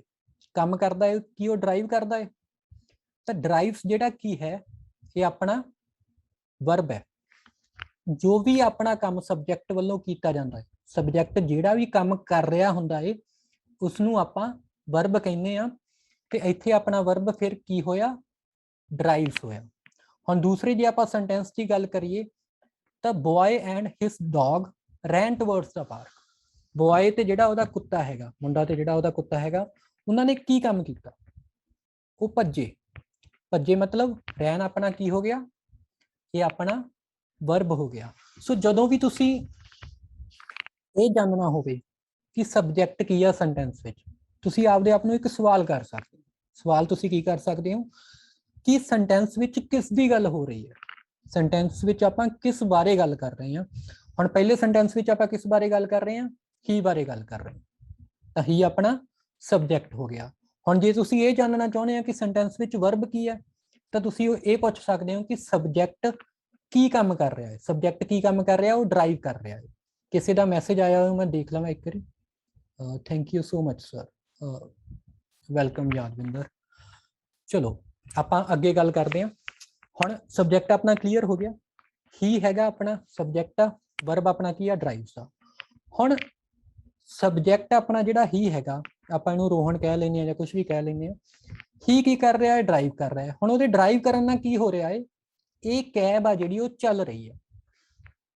ਸਬਜੈਕਟ ਨੇ ਕੋਈ ਕੰਮ ਕੀਤਾ, ਕੰਮ ਦਾ ਅਸਰ ਕਾਦੇ ਉੱਤੇ ਹੋਇਆ, ਕੈਬ ਉੱਤੇ ਹੋਇਆ, ਠੀਕ ਆ। ਤਾਂ ਇਹ ਆਪਣਾ ਕੀ ਹੋ ਗਿਆ, ਆਬਜੈਕਟ। ਸਬਜੈਕਟ ਵੱਲੋਂ ਕੀਤੇ ਜਾਂਦੇ ਕੰਮ ਦਾ ਅਸਰ ਜਿਸ ਚੀਜ਼ ਉੱਤੇ ਹੁੰਦਾ ਹੈ, ਉਹ ਆਪਣਾ ਆਬਜੈਕਟ ਹੁੰਦਾ ਹੈ। ਇੱਥੋਂ ਤੱਕ ਕਲੈਰਿਟੀ ਆ? ਕੋਈ ਮੈਨੂੰ ਇੱਕ ਜਾਣਾ ਚੈਟ ਵਿੱਚ ਮੈਸੇਜ ਕਰਕੇ ਦੱਸ ਦਿਓ ਕਿ ਇੱਥੋਂ ਤੱਕ ਕੋਈ ਡਾਊਟ ਤਾਂ ਨਹੀਂ ਹੈਗੀ। ਜੇ ਕਿਸੇ ਨੂੰ ਡਾਊਟ ਹੈਗੀ ਆ, ਮੈਨੂੰ ਉਹ ਵੀ ਦੱਸ ਦਿਓ ਤਾਂ ਕਿ ਮੈਂ ਕਲੈਰੀਫਾਈ ਕਰ ਸਕਾਂ। ਓਕੇ, ਕਲੀਅਰ, ਠੀਕ ਆ, ਕਲੀਅਰ, ਨੋ ਡਾਊਟ, ਠੀਕ ਆ, ਸਾਰਿਆਂ ਨੂੰ ਕਲੀਅਰ ਹੋ ਗਿਆ, ਮਤਲਬ ਆਪਾਂ ਅੱਗੇ ਜਾ ਸਕਦੇ ਹਾਂ। ਹੁਣ ਇਹ ਤੁਹਾਨੂੰ ਕੁਝ ਚੀਜ਼ਾਂ ਸਮਝ ਆ ਗਈਆਂ। ਤੁਹਾਨੂੰ ਸਬਜੈਕਟ ਪਤਾ ਲੱਗ ਗਿਆ ਕੀ ਹੁੰਦਾ ਹੈ, ਤੁਹਾਨੂੰ ਪ੍ਰੈਡੀਕੇਟ ਪਤਾ ਲੱਗ ਗਿਆ ਕੀ ਹੁੰਦਾ ਹੈ। ਪ੍ਰੈਡੀਕੇਟ ਕੀ ਹੁੰਦਾ, ਸਬਜੈਕਟ ਤੋਂ ਇਲਾਵਾ ਜਿਹੜਾ ਸੈਂਟੈਂਸ ਦਾ ਹਿੱਸਾ ਜਿਹਦੇ ਵਿੱਚ ਵਰਬ ਹੁੰਦਾ ਹੈ, ਉਹਨੂੰ ਆਪਾਂ ਪ੍ਰੈਡੀਕੇਟ ਕਵਾਂਗੇ। ਤੁਹਾਨੂੰ ਇਹ ਵੀ ਪਤਾ ਲੱਗ ਗਿਆ ਕਿ ਵਰਬ ਕੀ ਹੁੰਦਾ ਹੈ, ਤੁਹਾਨੂੰ ਇਹ ਵੀ ਪਤਾ ਲੱਗ ਗਿਆ ਕਿ ਆਬਜੈਕਟ ਕੀ ਹੁੰਦਾ ਹੈ। ਆਪਾਂ ਨੂੰ ਕੀ ਨਹੀਂ ਪਤਾ ਲੱਗਿਆ ਹੁਣ ਕਿ ਸਬਜੈਕਟ ਵਰਡ ਕੀ ਹੁੰਦੇ ਨੇ ਤੇ ਐਟਰੀਬਿਊਟ ਕੀ ਹੁੰਦੇ ਨੇ। ਇਹਨਾਂ ਦੋਵਾਂ ਬਾਰੇ ਵੀ ਆਪਾਂ ਗੱਲ ਕਰ ਲੈਂਦੇ ਹਾਂ। ਹੁਣ ਆ ਜਿਹੜਾ ਸੈਂਟੈਂਸ ਆ, ਇੱਥੇ ਤਾਂ ਇਹ ਸੀਗਾ ਕਿ ਡਰਾਈਵ ਕਰਨ ਨਾਲ ਕੈਬ ਚੱਲੀ ਅੱਗੇ, ਤਾਂ ਕੈਬ ਨੂੰ ਆਪਾਂ ਆਬਜੈਕਟ ਕਹਿ ਸਕਦੇ ਹਾਂ। ਪਰ ਇੱਥੇ ਮੁੰਡੇ ਤੇ ਉਹਦੇ ਕੁੱਤੇ ਦੇ ਭੱਜਣ ਨਾਲ ਕੁਝ ਹੋਇਆ ਤਾਂ ਨਹੀਂ, ਪਾਰਕ ਨੂੰ ਤਾਂ ਨਹੀਂ, ਕੋਈ ਪਾਰਕ ਉੱਤੇ ਤਾਂ ਕੋਈ ਅਸਰ ਨਹੀਂ ਪਿਆ। ਇੱਥੇ ਬਸ ਇਹ ਦੱਸਿਆ ਜਾ ਰਿਹਾ ਕਿ ਉਹ ਭੱਜੇ ਤੇ ਕਿੱਧਰ ਨੂੰ ਭੱਜੇ। ਕਿਸ ਚੀਜ਼ ਦਾ ਆਨਸਰ ਦਿੱਤਾ ਜਾ ਰਿਹਾ, ਵੇਅਰ। ਵੇਅਰ ਦਾ ਆਪਾਂ ਨੂੰ ਆਨਸਰ ਦਿੱਤਾ ਜਾ ਰਿਹਾ ਕਿ ਉਹ ਕਿੱਧਰ ਨੂੰ ਭੱਜੇ, ਮਤਲਬ ਪਾਰਕ ਉੱਤੇ ਕੋਈ ਅਸਰ ਨਹੀਂ ਪੈ ਰਿਹਾ। ਇੱਥੇ ਤਾਂ ਕੈਬ ਚੱਲੀ, ਪਾਰਕ ਤਾਂ ਨਹੀਂ ਚੱਲਿਆ, ਪਾਰਕ ਦਾ ਆਪਣਾ ਉੱਥੇ ਦਾ ਉੱਥੇ ਰਿਹਾ, ਉਵੇਂ ਉਹਦੇ ਤੇ ਕੋਈ ਅਸਰ ਨਹੀਂ ਹੋਇਆ। ਸੋ ਜੇ ਆਪਣੇ ਇਸ ਪਾਰਟ ਉੱਤੇ ਅਸਰ ਨਹੀਂ ਹੋਇਆ ਤਾਂ ਇਹਨੂੰ ਆਪਾਂ ਆਬਜੈਕਟ ਨਹੀਂ ਕਹਿ ਸਕਦੇ। ਇਸ ਚੀਜ਼ ਬਾਰੇ ਆਪਾਂ ਡਿਟੇਲ ਵਿੱਚ ਅੱਗੇ ਜਿਹੜੇ ਆਪਣੇ ਚੈਪਟਰਸ ਹੈਗੇ ਉਹਨਾਂ ਵਿੱਚ ਆਪਾਂ ਗੱਲ ਕਰਾਂਗੇ। ਉੱਥੇ ਜਾ ਕੇ ਤੁਹਾਨੂੰ ਕਲੈਰਿਟੀ ਹੋ ਜਾਊਗੀ ਕਿ ਮੈਂ ਇਸ ਨੂੰ ਆਬਜੈਕਟ ਕਿਉਂ ਨਹੀਂ ਮੰਨ ਰਿਹਾ, ਪਰ ਇੱਥੇ ਇਹ ਆਬਜੈਕਟ ਹੈਗਾ ਹੈ। ਫਿਲਹਾਲ ਆਪਾਂ ਨੂੰ ਇੰਨਾ ਕਲੀਅਰ ਹੋ ਗਿਆ ਤਾਂ ਬਹੁਤ ਵਧੀਆ ਗੱਲ ਹੈ। ਅੱਗੇ ਆਪਾਂ ਗੱਲ ਕਰਦੇ ਹਾਂ। ਹੁਣ ਜ਼ਰੂਰੀ ਨਹੀਂ ਹੈਗਾ ਕਿ ਆਹ ਜਿਹੜਾ ਹਿੱਸਾ ਹੈਗਾ ਸੈਂਟੈਂਸ ਵਿੱਚ ਹੋਵੇ, ਆਬਜੈਕਟ ਦਾ ਸੈਂਟੈਂਸ ਵਿੱਚ ਹੋਣਾ ਜ਼ਰੂਰੀ ਨਹੀਂ ਹੈਗਾ। ਸਿਰਫ ਦੋ ਚੀਜ਼ਾਂ ਦਾ ਸੈਂਟੈਂਸ ਵਿੱਚ ਹੋਣਾ ਜ਼ਰੂਰੀ ਹੈ। ਇੱਕ ਤਾਂ ਸਬਜੈਕਟ ਦਾ ਸੈਂਟੈਂਸ ਵਿੱਚ ਹੋਣਾ ਜ਼ਰੂਰੀ ਆ ਤੇ ਇੱਕ ਜਿਹੜਾ ਹੈਗਾ ਆਪਣਾ ਵਰਬ ਦਾ ਹੋਣਾ ਜ਼ਰੂਰੀ ਆ। ਜੇ ਆਪਾਂ ਆਬਜੈਕਟ ਨੂੰ ਹਟਾ ਵੀ ਦੇਵਾਂਗੇ, ਕੱਲਾ ਆਪਾਂ ਸਬਜੈਕਟ ਲਿਖਾਂਗੇ ਤੇ ਕੱਲਾ ਆਪਾਂ ਵਰਬ ਲਿਖਾਂਗੇ ਤਾਂ ਵੀ ਸੈਂਟੈਂਸ ਆਪਣੇ ਆਪ ਵਿੱਚ ਪੂਰਾ ਹੁੰਦਾ ਹੈ। ਸੈਂਟੈਂਸ ਵਿੱਚ ਆਪਾਂ ਕੋਈ ਕਮੀ ਨਹੀਂ ਕਹਿ ਸਕਦੇ। ਹੀ ਡਰਾਈਵਸ, ਉਹ ਚਲਾਉਂਦਾ ਹੈ, ਉਹ ਡਰਾਈਵਿੰਗ ਕਰਦਾ ਹੈ, ਠੀਕ ਹੈ। ਤਾਂ ਇੱਥੇ ਆਪਣੇ ਆਪ ਵਿੱਚ ਇਹ ਵੀ ਚੀਜ਼ ਪੂਰੀ ਆ, ਇਹ ਵੀ ਸੈਂਟੈਂਸ ਪੂਰਾ ਹੈ ਕਿ ਕੋਈ ਬੰਦਾ ਕੰਮ ਕਰਨ ਵਾਲਾ ਵੀ ਹੈਗਾ ਤੇ ਕੋਈ ਕੰਮ ਹੋ ਵੀ ਰਿਹਾ।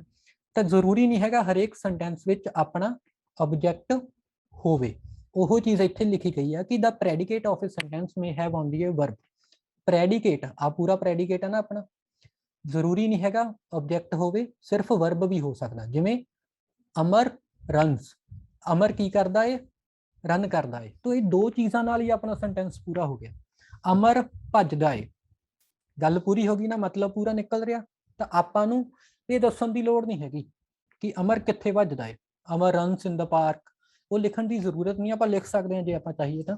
ਬਟ ਇਹਨਾਂ ਦੋਹਾਂ ਚੀਜ਼ਾਂ ਨਾਲ ਹੀ ਸੈਂਟੈਂਸ ਆਪਣਾ ਪੂਰਾ ਹੋ ਗਿਆ। ਬੇਸਿਕਲੀ ਆਪਾਂ ਨੂੰ ਬਾਕੀ ਸਾਰੀਆਂ ਚੀਜ਼ਾਂ ਸਮਝ ਆ ਗਈਆਂ। ਐਟਰੀਬਿਊਟ ਕੀ ਹੁੰਦਾ ਤੇ ਸਬਜੈਕਟ ਵਰਡ ਕੀ ਹੁੰਦਾ, ਇਸ ਬਾਰੇ ਮੈਂ ਹੁਣ ਤੁਹਾਨੂੰ ਦੱਸੂਗਾ।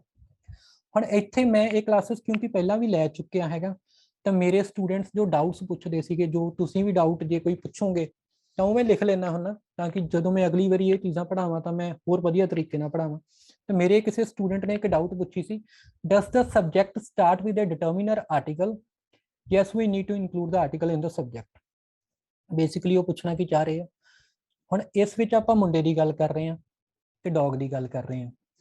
ਉਹ ਇਹ ਪੁੱਛਣਾ ਚਾਹ ਰਹੇ ਸੀਗੇ ਕਿ ਸਿਰਫ ਆਪਾਂ ਮੁੰਡੇ ਤੇ ਡੌਗ ਨੂੰ ਹੀ ਸਬਜੈਕਟ ਮੰਨਾਂਗੇ ਜਾਂ ਉਸ ਦੇ ਅੱਗੇ ਜੋ ਚੀਜ਼ਾਂ ਲਿਖੀਆਂ ਗਈਆਂ ਨੇ, ਜਿਵੇਂ ਆਹ ਆਰਟੀਕਲ ਹੈਗਾ ਜਾਂ ਇਹਦੇ ਅੱਗੇ ਆਹ ਡਿਟਰਮੀਨਰ ਲਿਖਿਆ ਹੋਇਆ ਵਾ, ਇਹ ਚੀਜ਼ਾਂ ਨੂੰ ਵੀ ਆਪਾਂ ਉਹਦੇ ਵਿੱਚ ਐਡ ਕਰਾਂਗੇ। ਹਾਂਜੀ, ਇਹਨਾਂ ਚੀਜ਼ਾਂ ਨੂੰ ਵੀ ਆਪਾਂ ਐਡ ਕਰਨਾ ਹੈ। ਇਹਦੇ ਵਿੱਚ ਦੇਖੋ ਕਿ ਬੜੀ ਬੇਸਿਕ ਜੀ ਚੀਜ਼ ਆ, ਮੈਂ ਤੁਹਾਨੂੰ ਵੈਸੇ ਹੀ ਦੱਸ ਦਿੰਦਾ। Sukanto and his friend are playing on the playground. Sukanto ਤੇ ਉਹਦਾ ਦੋਸਤ ਪਲੇਗਰਾਉਂਡ ਉੱਤੇ ਖੇਡ ਰਹੇ ਆ। ਇੱਥੇ ਬੇਸਿਕਲੀ ਆਪਾਂ ਕੀ ਕਹਿਣਾ ਚਾਹ ਰਹੇ ਹਾਂ ਕਿ ਕੋਈ ਵੀ ਸਬਜੈਕਟ ਜ਼ਰੂਰੀ ਨਹੀਂ ਹੈਗਾ ਉਹਦੇ ਵਿੱਚ ਸਿਰਫ ਇੱਕੋ ਵਰਡ ਹੋਵੇ, ਇੱਕ ਤੋਂ ਜ਼ਿਆਦਾ ਵਰਡਸ ਵੀ ਹੋ ਸਕਦੇ ਨੇ। ਤਾਂ ਤੁਸੀਂ ਇਹ ਨਹੀਂ ਸੋਚਣਾ ਕਿ ਜਿਸ ਨਾਲ ਸ਼ੁਰੂ ਹੋ ਰਿਹਾ ਹੈ ਸੈਂਟੈਂਸ ਸਿਰਫ ਉਹੀ ਆਪਣਾ ਸਬਜੈਕਟ ਹੈ। ਬਾਕੀ ਦੀਆਂ ਜੋ ਚੀਜ਼ਾਂ ਨੇ ਉਹ ਵੀ, ਬਾਕੀ ਵੀ ਜੋ ਚੀਜ਼ਾਂ ਬਾਰੇ ਆਪਾਂ ਗੱਲ ਕਰ ਰਹੇ ਹਾਂ ਉਹ ਵੀ ਆਪਣਾ ਸਬਜੈਕਟ ਹੋਣਗੀਆਂ। Clothes, shoes and belts are available here. ਇਹਨਾਂ ਤਿੰਨ ਚੀਜ਼ਾਂ ਦੀ ਆਪਾਂ ਗੱਲ ਕਰ ਰਹੇ ਹਾਂ ਨਾ, ਇਹ ਤਿੰਨੇ ਚੀਜ਼ਾਂ ਜਿਹੜੀਆਂ ਹੈਗੀਆਂ ਨੇ, ਇਹ ਤਿੰਨੇ ਦੀਆਂ ਤਿੰਨੇ ਚੀਜ਼ਾਂ ਕੀ ਆ, ਆਪਣਾ ਸਬਜੈਕਟ ਨੇ। ਸੋ ਇੱਕ ਤੋਂ ਜ਼ਿਆਦਾ ਵਰਡਸ ਵੀ ਹੋ ਸਕਦੇ ਨੇ। ਇੱਥੋਂ ਤੱਕ ਹੋਪਫੁਲੀ ਸਾਰਾ ਕੁਝ ਕਲੀਅਰ ਹੋਊਗਾ।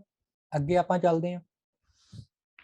ਹੁਣ ਸਬਜੈਕਟ ਵਰਡ ਤੇ ਐਟਰੀਬਿਊਟ ਬਾਰੇ ਸਿੱਖਦੇ ਹਾਂ, ਕਿਉਂਕਿ ਬਾਕੀ ਸਾਰੀਆਂ ਚੀਜ਼ਾਂ ਬਾਰੇ ਤਾਂ ਆਪਾਂ ਸਿੱਖ ਲਿਆ ਸੀਗਾ। ਸਬਜੈਕਟ ਕੀ ਹੁੰਦਾ, ਪ੍ਰੈਡੀਕੇਟ ਕੀ ਹੁੰਦਾ, ਵਰਬ ਕੀ ਹੁੰਦਾ, ਆਬਜੈਕਟ ਕੀ ਹੁੰਦਾ, ਇਹ ਆਪਾਂ ਨੂੰ ਸਾਰੀਆਂ ਚੀਜ਼ਾਂ ਪਤਾ ਲੱਗ ਗਈਆਂ ਨੇ।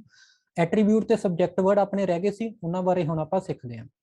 In some sentences, the subject may consist of several words, but there may be one word which is more important than the other words. This word is called the subject word. The remaining words are said to be attribute of the subject word. ਹੁਣ ਕੋਈ ਜਦੋਂ ਆਪਾਂ sentence ਦੀ ਗੱਲ ਕਰਦੇ ਹਾਂ, the old woman is crossing the road। ਹੁਣ the old woman ਕੀ ਆ, ਆਪਣਾ ਸਬਜੈਕਟ ਆ। ਬਜ਼ੁਰਗ ਔਰਤ ਦੀ ਆਪਾਂ ਗੱਲ ਕਰ ਰਹੇ ਹਾਂ। ਹੁਣ ਇਹ ਜਿਹੜਾ ਸਬਜੈਕਟ ਹੈ ਉਹਦੇ ਵਿੱਚ ਇੱਕ ਜਿਹੜਾ ਆਪਣਾ ਵਰਡ ਹੈਗਾ ਉਹ ਬਾਕੀ ਵਰਡਸ ਤੋਂ ਜ਼ਿਆਦਾ ਇੰਪੋਰਟੈਂਟ ਆ। ਬਜ਼ੁਰਗ ਔਰਤ ਦੀ ਆਪਾਂ ਗੱਲ ਕਰ ਰਹੇ ਹਾਂ, ਪਰ ਮੇਨਲੀ ਆਪਾਂ ਕਿਸ ਦੀ ਗੱਲ ਕਰ ਰਹੇ ਹਾਂ, ਔਰਤ ਦੀ ਗੱਲ ਕਰ ਰਹੇ ਹਾਂ। ਸੋ ਜੋ ਇਹ ਔਰਤ ਸ਼ਬਦ ਹੈਗਾ ਏ ਉਹ ਆਪਣਾ ਸਬਜੈਕਟ ਵਰਡ ਹੋਊਗਾ, ਕਿਉਂਕਿ ਮੇਨਲੀ ਆਪਾਂ ਉਸ ਦੀ ਗੱਲ ਕਰ ਰਹੇ ਹਾਂ। ਤੇ ਜੋ ਬਾਕੀ ਵਰਡਸ ਹੋਣਗੇ ਉਹ ਉਸ ਤੇ ਐਟਰੀਬਿਊਟ ਹੋਣਗੇ। ਦਾ ਓਲਡ ਕੀ ਆ, ਵੂਮਨ ਦਾ ਐਟਰੀਬਿਊਟ ਆ। ਆਪਾਂ ਨੂੰ ਵੂਮਨ ਬਾਰੇ ਦੱਸ ਰਿਹਾ ਕਿ ਵੂਮਨ ਕਿਹੋ ਜੀ ਹੈ, ਤੇ ਜੋ ਵੂਮਨ ਹੈ ਉਹ ਆਪਣਾ ਸਬਜੈਕਟ ਵਰਡ ਹੈ, ਕਿਉਂਕਿ ਆਪਾਂ ਮੇਨਲੀ ਉਸ ਬਾਰੇ ਗੱਲ ਕਰ ਰਹੇ ਹਾਂ। ਉਸ ਤੋਂ ਬਾਅਦ ਦ ਟਰੀ ਬਾਏ ਦਾ ਬਰੂਕ ਵਾਸ ਕਟ ਡਾਊਨ। ਜਿਹੜੀ ਇੱਕ ਟਰੀ ਸੀਗੀ ਬਾਏ ਦਾ ਬਰੂਕ। ਬਰੂਕ ਕੀ ਹੁੰਦਾ, ਜਿਵੇਂ ਆਪਾਂ ਪਿੰਡਾਂ 'ਚ ਕਹਿ ਦਿੰਦੇ ਹਾਂ ਸੂਆ, ਪਾਣੀ ਦਾ ਛੋਟਾ ਜਿਹਾ ਨਾਲਾ ਤਾਂ ਨਹੀਂ ਕਹਿ ਸਕਦੇ, ਬਟ ਜਦੋਂ ਕੋਈ ਛੋਟੀ ਜਿਹੀ ਚੀਜ਼ ਹੋਵੇ ਜਿਹਦੇ ਰਾਹੀਂ ਪਾਣੀ ਲੰਘਦਾ ਹੋਵੇ ਉਸਨੂੰ ਆਪਾਂ ਬਰੂਕ ਕਹਿ ਦਿੰਦੇ ਹਾਂ। ਹੁਣ ਟਰੀ ਬਾਏ ਦਾ ਬਰੂਕ, ਪਾਣੀ ਦੇ ਨਾਲ ਜਿਹੜੀ ਟਰੀ ਲੱਗੀ ਹੋਈ ਸੀ, ਪਾਣੀ ਦੇ ਨਾਲ ਜਿਹੜਾ ਪੇੜ ਲੱਗਿਆ ਹੋਇਆ ਸੀ ਉਸਨੂੰ ਕੱਟ ਦਿੱਤਾ ਗਿਆ। ਹੁਣ ਇੱਥੇ ਮੇਨਲੀ ਆਪਾਂ ਕਿਹਦੀ ਗੱਲ ਕਰ ਰਹੇ ਹਾਂ, ਪੇੜ ਦੀ ਗੱਲ ਕਰ ਰਹੇ ਹਾਂ, ਤੇ ਉਹ ਫਿਰ ਆਪਣਾ ਕੀ ਹੋਇਆ, ਸਬਜੈਕਟ ਵਰਡ ਹੋਇਆ। ਤੇ ਬਾਕੀ ਦੇ ਜੋ ਆਪਣੇ ਵਰਡਸ ਨੇ, ਬਾਏ ਦਾ ਬਰੂਕ ਦਾ ਹੈਗਾ, ਇਹ ਆਪਣੇ ਐਟਰੀਬਿਊਟ ਨੇ। ਸੋ ਇੱਥੇ ਵੂਮਨ ਤੇ ਟਰੀ ਆਪਣੇ ਕੀ ਆ, ਸਬਜੈਕਟ ਵਰਡ ਆ। ਸਬਜੈਕਟ ਦਾ ਬਾਕੀ ਦਾ ਹਿੱਸਾ ਉਹ ਆਪਣਾ ਕੀ ਹੋਊਗਾ, ਐਟਰੀਬਿਊਟ ਹੋਊਗਾ। ਬਾਕੀ ਆਪਾਂ ਅੱਗੇ ਚੱਲਦੇ ਹਾਂ, ਦੇਖਦੇ ਹਾਂ। ਹੁਣ ਇੱਕ ਬੜੀ ਛੋਟੀ ਜਿਹੀ ਚੀਜ਼ ਰਹਿ ਗਈ ਆ ਕਿ ਜੋ ਸਬਜੈਕਟ ਹੈਗਾ, ਹੁਣ ਤੱਕ ਆਪਾਂ ਜਿੰਨੇ ਵੀ ਸੈਂਟੈਂਸਸ ਦੇਖੇ ਆਪਣਾ, ਉਹ ਸਟਾਰਟਿੰਗ ਵਿੱਚ ਆ ਰਿਹਾ ਹੈ। ਸਟਾਰਟਿੰਗ ਦੇ ਪਾਰਟ ਵਿੱਚ ਆਪਣਾ ਸਬਜੈਕਟ ਆ ਰਿਹਾ ਹੈ, ਬਟ ਇਹ ਜ਼ਰੂਰੀ ਨਹੀਂ ਹੈਗਾ ਕਿ ਸਟਾਰਟਿੰਗ ਵਿੱਚ ਹੀ ਸਬਜੈਕਟ ਆਵੇ।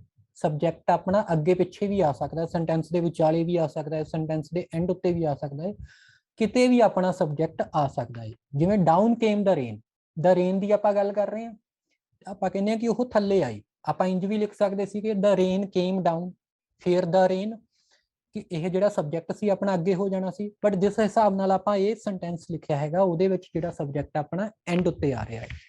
ਸੈਕੰਡ ਸੈਂਟੈਂਸ ਵਿੱਚ do you C my watch, you ਦੀ ਗੱਲ ਕਰ ਰਹੇ ਹਾਂ, ਉਹ ਆਪਣਾ ਸਬਜੈਕਟ ਹੈ। ਦ ਕਾਈਟ ਸਬਜੈਕਟ ਹੈ। ਉਸ ਤੋਂ ਬਾਅਦ will you come with me, you ਦੀ ਗੱਲ ਕਰ ਰਹੇ ਹਾਂ, ਇਹ ਆਪਣਾ ਸਬਜੈਕਟ ਹੈ। ਸੋ ਸਬਜੈਕਟ ਆਪਣੇ ਅੱਗੇ ਪਿੱਛੇ ਵੀ ਆ ਸਕਦੇ ਨੇ। ਹੁਣ ਇੱਥੋਂ ਤੱਕ ਕਲੈਰਿਟੀ ਆ ਸਾਰਿਆਂ ਨੂੰ? ਆਪਣੇ ਕੋਲੇ 7.5 ਮਿੰਟ ਨੇ, ਤਾਂ ਜੇ ਕੋਈ ਡਾਊਟ ਹੈਗੀ ਇੱਥੋਂ ਤੱਕ ਮੈਨੂੰ ਦੱਸ ਦਿਓ, ਮੈਂ ਉਹ ਕਲੈਰੀਫਾਈ ਕਰ ਦਿੰਦਾ, ਫਿਰ ਆਪਾਂ ਅੱਗੇ ਚੱਲਦੇ ਹਾਂ। ਕਿਉਂਕਿ ਇਹ ਆਪਣਾ ਲਾਸਟ ਟੌਪਿਕ ਹੈ, ਇਸ ਤੋਂ ਅੱਗੇ ਐਕਸਰਸਾਈਜ਼ਸ ਨੇ ਜੋ ਮੈਂ ਤੁਹਾਨੂੰ ਸੈਂਡ ਕਰਾਂਗਾ। ਹਾਂਜੀ, ਅਰਜੁਨ ਨੇ ਇੱਕ ਡਾਊਟ ਪੁੱਛੀ ਹੈ ਕਿ ਸਰ ਸਬਜੈਕਟ ਨਾਊਨ ਜਾਂ ਪ੍ਰਨਾਊਨ ਹੀ ਹੁੰਦੇ ਹਨ ਆਲਵੇਜ਼? ਹਾਂਜੀ, ਸਬਜੈਕਟ ਜੋ ਵੀ ਹੋਊਗਾ ਆਪਣਾ ਉਹ ਹਮੇਸ਼ਾ ਜਾਂ ਤਾਂ ਨਾਊਨ ਹੋਊਗਾ, ਜਾਂ ਸੈਟ ਆਫ ਵਰਡਸ ਹੋਣਗੇ ਜੋ ਨਾਊਨ ਦੇ ਤੌਰ ਉੱਤੇ ਕੰਮ ਕਰ ਰਹੇ ਹੋਣਗੇ, ਜਾਂ ਪ੍ਰਨਾਊਨ ਹੋਣਗੇ। ਜਿਵੇਂ ਦਾ ਓਲਡ ਵੂਮਨ ਆ, ਬਜ਼ੁਰਗ ਔਰਤ ਆ, ਠੀਕ ਆ, ਇਹ ਕੀ ਆ, ਨਾਊਨ ਹੈ। ਦ ਟਰੀ ਬਾਈ ਦ ਬਰੂਕ, ਇਹ ਵੀ ਨਾਊਨ ਹੈ, ਇਹਨੂੰ ਨਾਊਨ ਫਰੇਜ਼ ਕਹਾਂਗੇ ਆਪਾਂ, ਕਿਉਂਕਿ ਕੱਲੇ ਵਰਡ ਨੂੰ ਆਪਾਂ ਨਾਊਨ ਕਹਿ ਦਿੰਦੇ ਆ, ਇੱਕ ਤੋਂ ਜ਼ਿਆਦਾ ਵਰਡ ਹੋ ਜਾਣ ਉਹਨੂੰ ਨਾਊਨ ਫਰੇਜ਼ ਕਿਹਾ ਜਾਂਦਾ ਹੈ। ਇਹਦੇ ਬਾਰੇ ਆਪਾਂ ਸਾਰੀ ਗੱਲ ਕਰਾਂਗੇ ਫਰੇਜ਼ ਵਾਲੇ ਚੈਪਟਰਸ ਵਿੱਚ। ਬੇਸਿਕਲੀ ਇੰਨੀ ਗੱਲ ਜੋ ਉਹਨਾਂ ਨੇ ਪੁੱਛੀ ਹੈਗੀ ਉਹਦਾ ਮੈਂ ਆਨਸਰ ਦਿੰਦਾ ਕਿ ਸਬਜੈਕਟ ਜਾਂ ਤਾਂ ਨਾਊਨ ਹੋਊਗਾ ਜਾਂ ਪ੍ਰਨਾਊਨ ਹੋਊਗਾ, ਉਸ ਤੋਂ ਇਲਾਵਾ ਸਬਜੈਕਟ ਕੁਝ ਨਹੀਂ ਹੋ ਸਕਦਾ। ਠੀਕ ਹੈ ਜੀ। ਪ੍ਰਨਾਊਨ ਕੀ ਹੁੰਦਾ? ਉਹ ਸ਼ਬਦ ਹੁੰਦੇ ਆ ਜਿਹੜੇ ਨਾਊਨ ਦੀ ਜਗ੍ਹਾ ਉੱਤੇ ਲਿਖੇ ਜਾਂਦੇ, ਇਹਦੇ ਬਾਰੇ ਵੀ ਮੈਂ ਤੁਹਾਨੂੰ ਸਿਖਾਊਂਗਾ। ਇੰਨਾ ਆਪਣਾ ਹੋ ਗਿਆ ਹੈ। ਉਸ ਤੋਂ ਬਾਅਦ ਮੇਰੇ ਇੱਕ ਸਟੂਡੈਂਟ ਨੇ ਮੇਰੇ ਤੋਂ ਡਾਊਟ ਪੁੱਛੀ ਸੀ ਕਿ ਜਿਹੜੇ ਪੈਸਿਵ ਸੈਂਟੈਂਸਸ ਹੁੰਦੇ ਨੇ, ਇਹ ਤਾਂ ਆਪਣੇ ਐਕਟਿਵ ਸੈਂਟੈਂਸਸ ਨੇ, ਇੱਕ ਪੈਸਿਵ ਸੈਂਟੈਂਸਸ ਵੀ ਹੁੰਦੇ ਨੇ। ਜੇ ਤੁਸੀਂ ਗ੍ਰਾਮਰ ਪੜ੍ਹੀ ਹੈਗੀ ਆ ਤਾਂ ਉਹਦੇ ਵਿੱਚ ਤੁਸੀਂ ਐਕਟਿਵ ਪੈਸਿਵ ਬਾਰੇ ਵੀ ਸਿੱਖਿਆ ਹੋਊਗਾ। Gursewak Singh, I have doubt. Gursewak Singh ji, ਜੇ ਤੁਹਾਡੀ ਡਾਊਟ ਹੈਗੀ ਤੁਸੀਂ ਪਲੀਜ਼ ਚੈਟ ਵਿੱਚ ਲਿਖ ਦੋਗੇ, ਕਿਉਂਕਿ ਆਪਣੇ ਕੋਲੇ ਥੋੜਾ ਜਿਹਾ ਸਮਾਂ ਘੱਟ ਹੈ। ਅਲਸਟ੍ਰੇਟ, ਅਲਸਟ੍ਰੇਟ ਦਾ ਮਤਲਬ ਕੀ ਹੁੰਦਾ ਹੈ? ਰਵੀਨਾ ਸ਼ਰਮਾ ਨੇ ਕੰਪਲੀਮੈਂਟ ਦਿੱਤਾ ਕਿ amazing explanation sir, thank you, thanks a lot Raveena.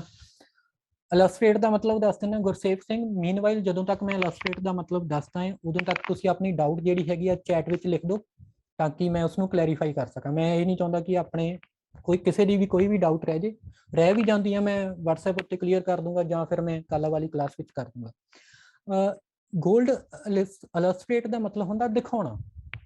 Basically ਇਲਸਟ੍ਰੇਟ ਜਿਹੜਾ ਵਰਡ ਹੁੰਦਾ ਹੈ ਡਿਸਕ੍ਰਾਈਬ ਕਰਨਾ, ਇਲਸਟ੍ਰੇਟ ਕਰਨਾ। ਡਿਸਕ੍ਰਾਈਬ ਕਰਨ ਦਾ ਮਤਲਬ ਕੀ ਹੁੰਦਾ? ਕਿਸੇ ਚੀਜ਼ ਨੂੰ ਡਿਟੇਲ ਵਿੱਚ ਸਮਝਾਉਣਾ।